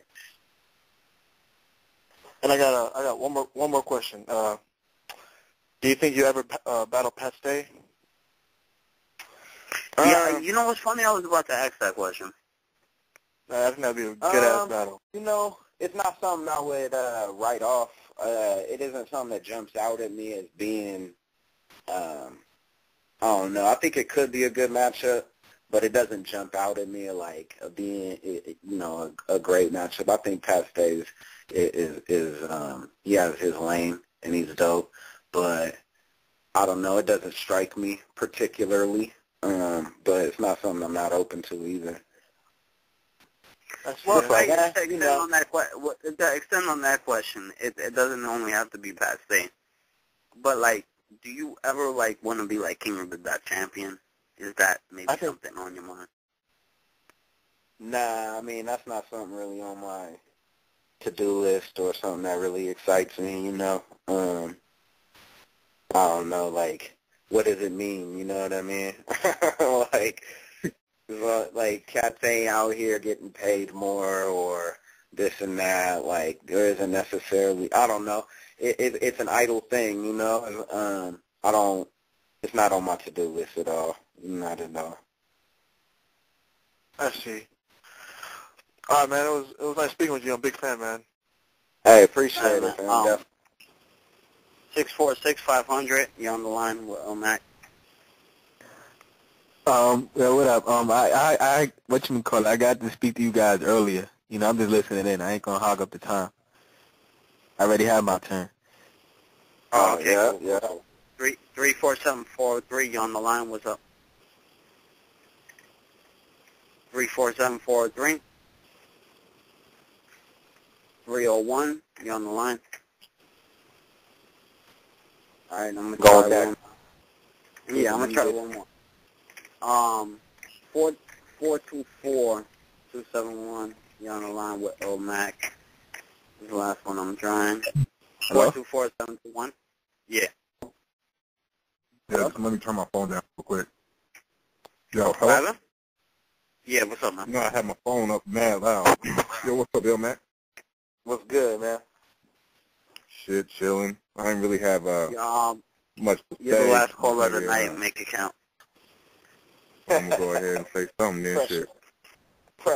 Yo, I fuck with you. You know what I'm saying? I've been watching your shit since prime time days before you were president of, you know what I'm saying, of the Portland division and shit. Right. Shit. You still fucking with Only One? Oh yeah, that's my guy, man. We're about to drop a record end of April or early May called Only an Ill. Got lots of music coming for sure. Yeah, it's all produced by Chase Moore and Hippie Sabotage. And yeah, that's my guy. You ever do a track with the Source, or is that still? Is there a reason for that? No, we've already done 2. Oh, so yo, when you said that line, that shit had me in tears. I mean, like, yo, there was some certain truth behind that, right? Hey, man, it's all about controlling the narrative. Okay? What was the exact one? Oh my God, that shit was hysterical. Son. He said, 2005, 2007, 2008, that was on the climb. 2009. We met in 2005. 06 and 07, that was a mountain to climb. It's been 3 years since then. I remember this shit. It's been 3 years since then. I put it's been 4 years. It's been 3 years since then. I put 2 projects out in the time. Do that math, bitch. It's 2009, and you still haven't been on an album of mine. Kill that shit.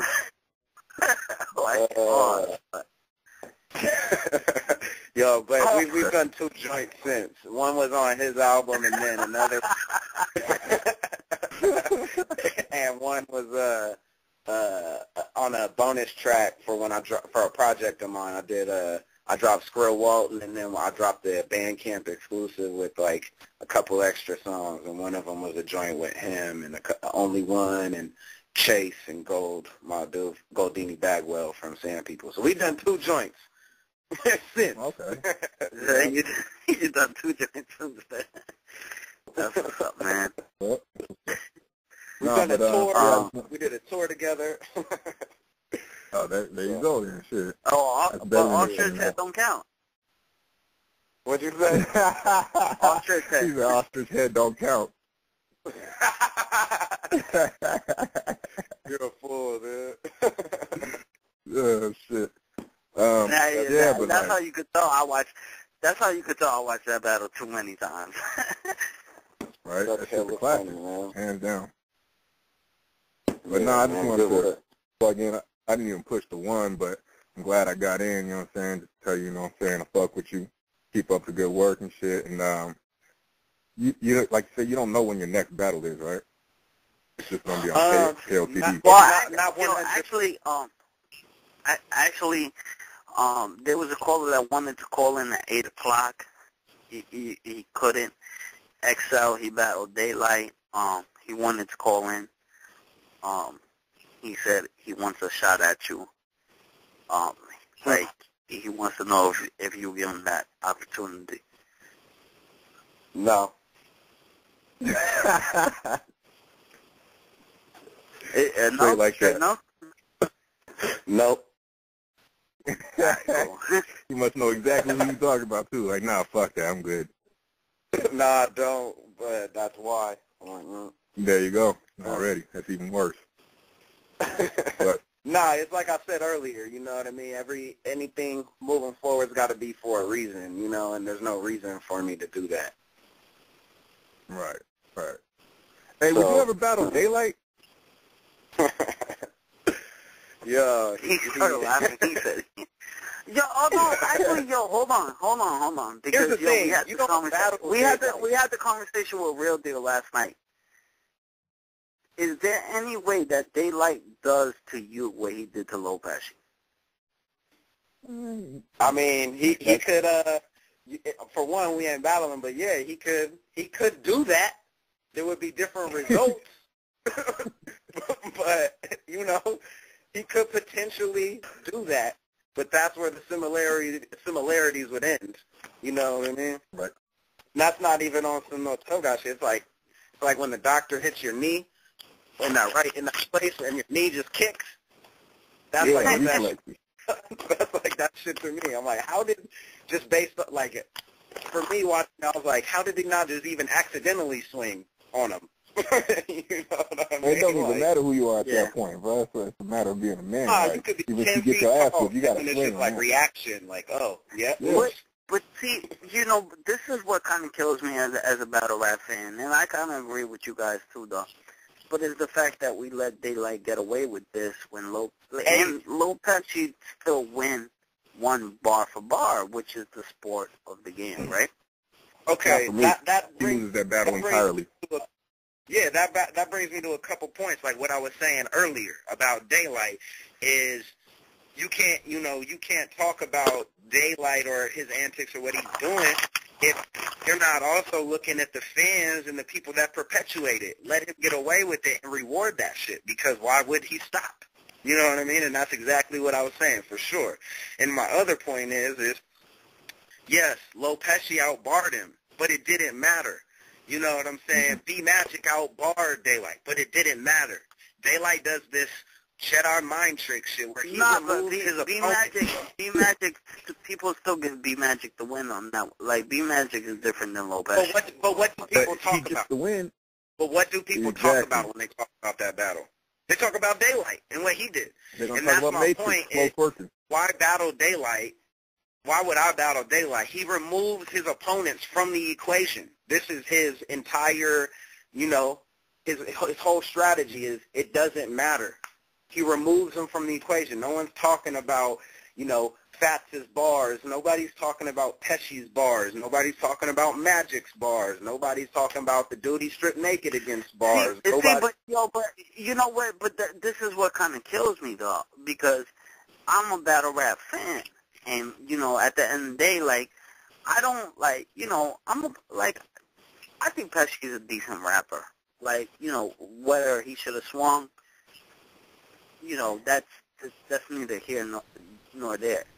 But the game is battle rapping, right? And he did win.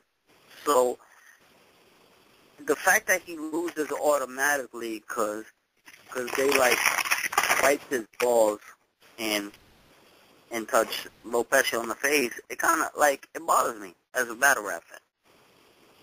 I feel you. But I definitely feel you. And when I'm saying this, I'm not condoning it.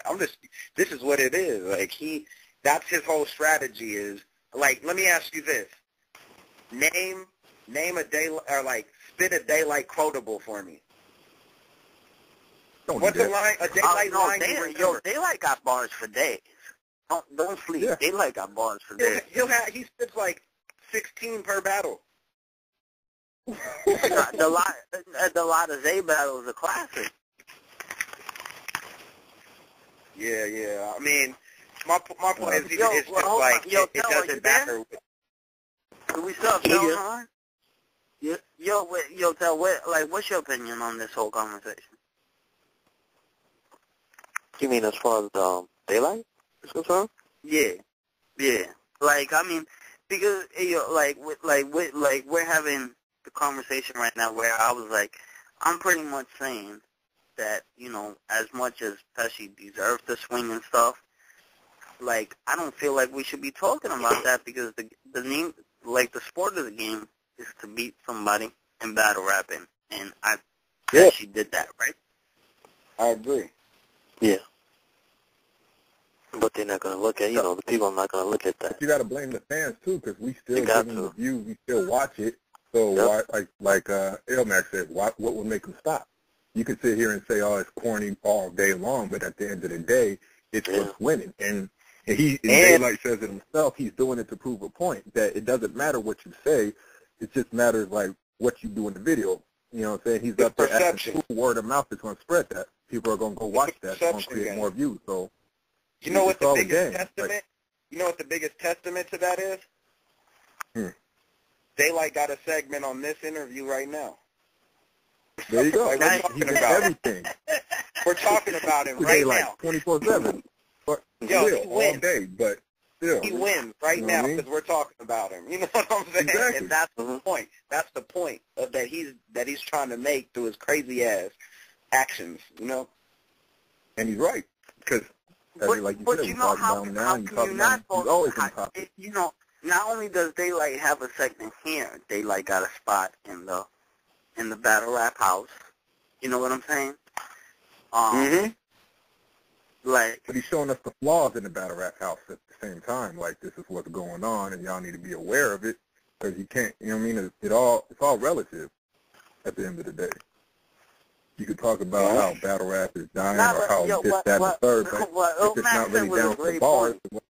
You know, we have a segment dedicated to Daylyt almost every episode. You know what I mean? See? And but you know what though? It's kind of like, see, like, yo, Daylight's my dude, and I feel like Daylyt has bars for days. I feel the openness of the KK. Like, what would you, like, Illmac, what would you do if Daylyt came into you with a KKK outfit? Like, what would you do? In a battle? Yeah. I'll probably just walk out. Because then what? you know what I mean? Like, nothing happens. What you gonna do? Battle nobody?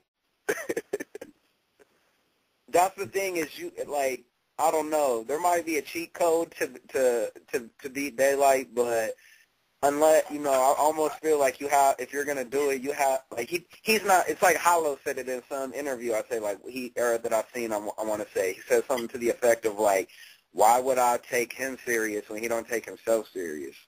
Why would I battle him? You know? And that's what it comes down to for me as well, you know? Like, like, he's tweeted, like, he wants to battle me. And, like, my response, somebody said to, like, oh, would you battle Daylyt? Is what Daylyt saying true?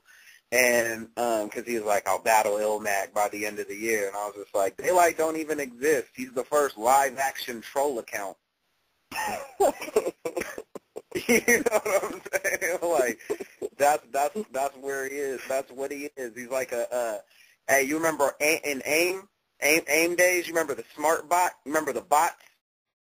Yeah. He's like, smart bot. Yeah. Hey, he's like the troll bot field agent. You know what I'm saying? Yeah, man. That's what my opinion is on that. Like, it's not. It's a game. It's not a battle. You're battling Daylyt almost. You know, it's a spectacle.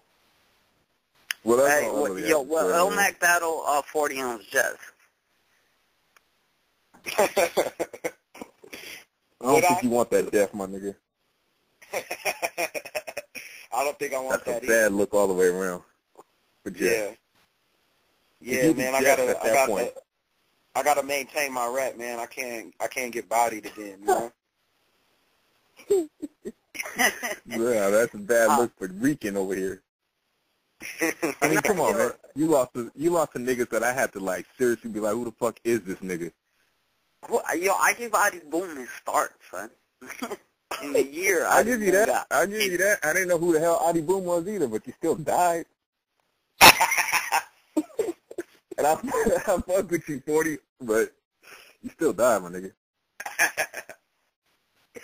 Oh shit! Illmac, seriously, like, yo, before we like let you get out of here, like, do you see Grind Time coming back on? Like, give us where you see your career, your battle rap career going in the next couple of years.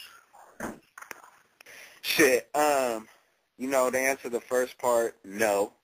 About Grind Time, and then as far as my battle rap career, you know, it's like I said, I just want every match to make a statement, to be classic. Like, I'm not gonna accept a matchup purely based on views or rank or money, none of this shit, because I don't even want to really step out here unless it's a potential classic. You know what I mean? And that's my goal. And through doing that, you know, I see, making lateral movements and lateral improvement and working up this to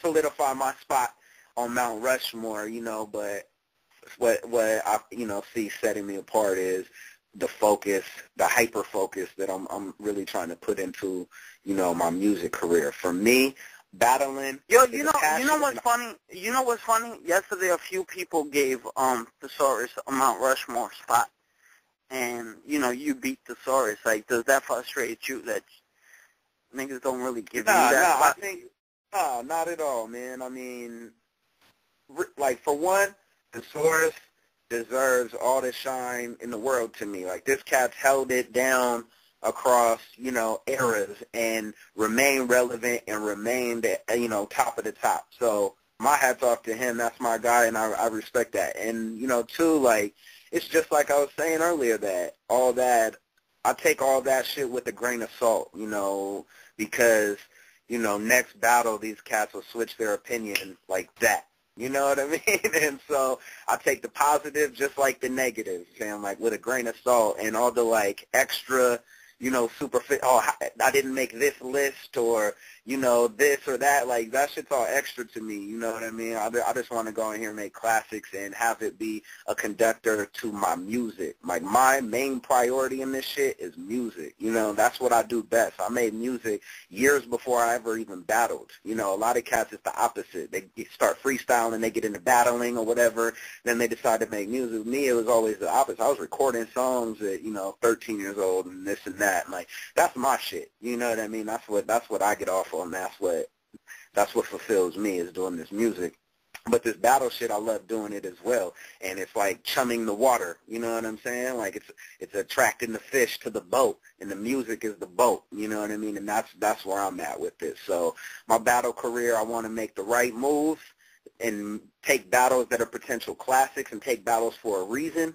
And other than that, I feel like I'm really focusing on setting myself apart on doing the damn thing on the music side and shedding the light of legitimacy on, from the music business side onto battle rap as well. That's what's up. Yo, what happened? Who? I said, would he battle pass? Because I know they had like a drunken little party cipher, like going at each other back in the days or some shit. But would you ever, that was step 05. Yeah, see, that was years ago. Yeah, that was in 05. No, I wouldn't battle pass. They were really trying to make that happen, and me and him both are like, I don't want to battle him. That's my dude, and Wait, why I so think you battle Thesaurus but not passwords? Look. There's fundamental differences in the fact that it was in such high demand that, put it this way, like me and Thesaurus were like, well, we don't want to battle each other, but if you come up with these numbers for winner and loser, we'll do it. Fuck it. And they came up with the numbers, you know what I'm saying? With Pass, like, I don't know.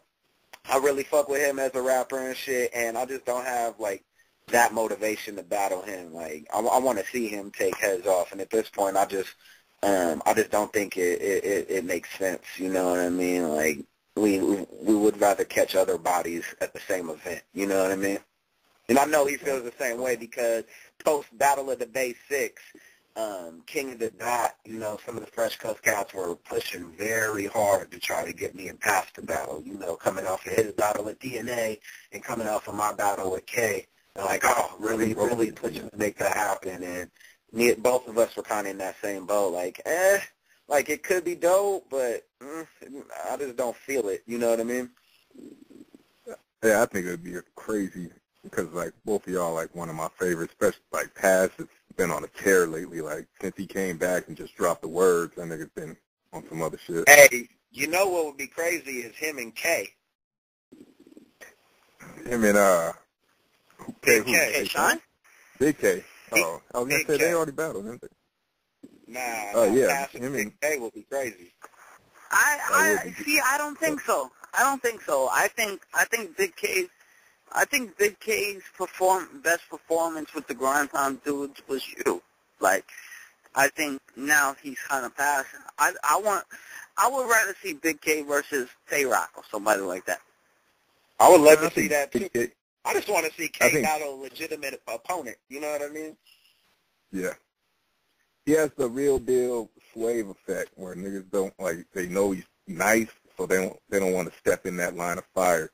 And that, you know what I mean? Yeah, if they don't have to, for sure. Yeah, exactly. Yeah. You know, when Ness Lee was at his at his peak or whatever, prior recently, it was kind of the same thing where cats didn't want to battle him because he was a threat, and they also kind of didn't have to. You know what I mean? Like, he's not someone you necessarily want to give a shot to, and I think that's the case with K, Big K. Let me ask you this: Do you feel like there was battle rappers besides yourself that got jerked on that URL shot?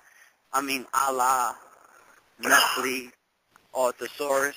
Do you feel like they should have got the URL shots? I mean, I don't know.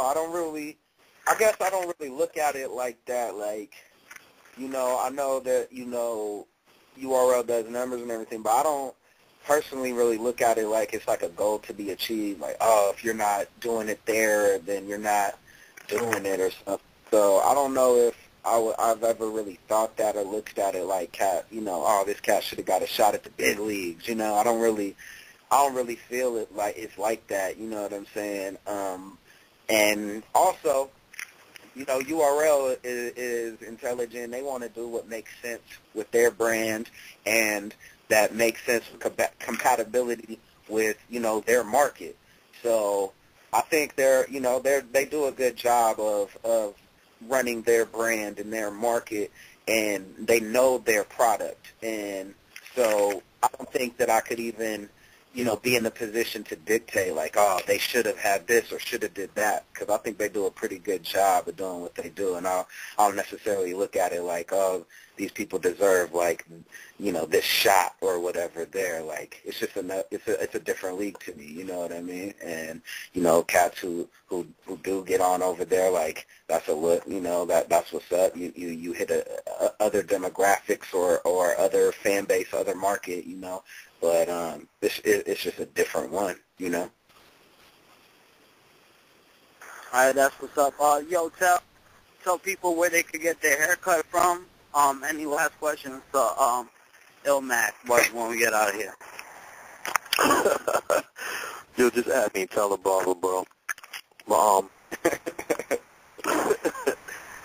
no, not at all, man. I kind of heard everything, like, you know, that I really was looking forward to hearing from Illmac. It's been a pleasure, man. That's the same. Good. Thanks a lot for coming on the show for me tonight. Sorry about the blog talk acting up. I apologize to Illmac. I apologize to you fans. I know you guys were expecting the show earlier. Illmac, any last words? Like, bring us out of here, man. And, tell me what next time you're in New York, I'd love to, like, get an interview with you on camera. Yeah, most definitely. I'll be down for that. You know, it's on my radar to get out there soon. I got some folks out there anyway.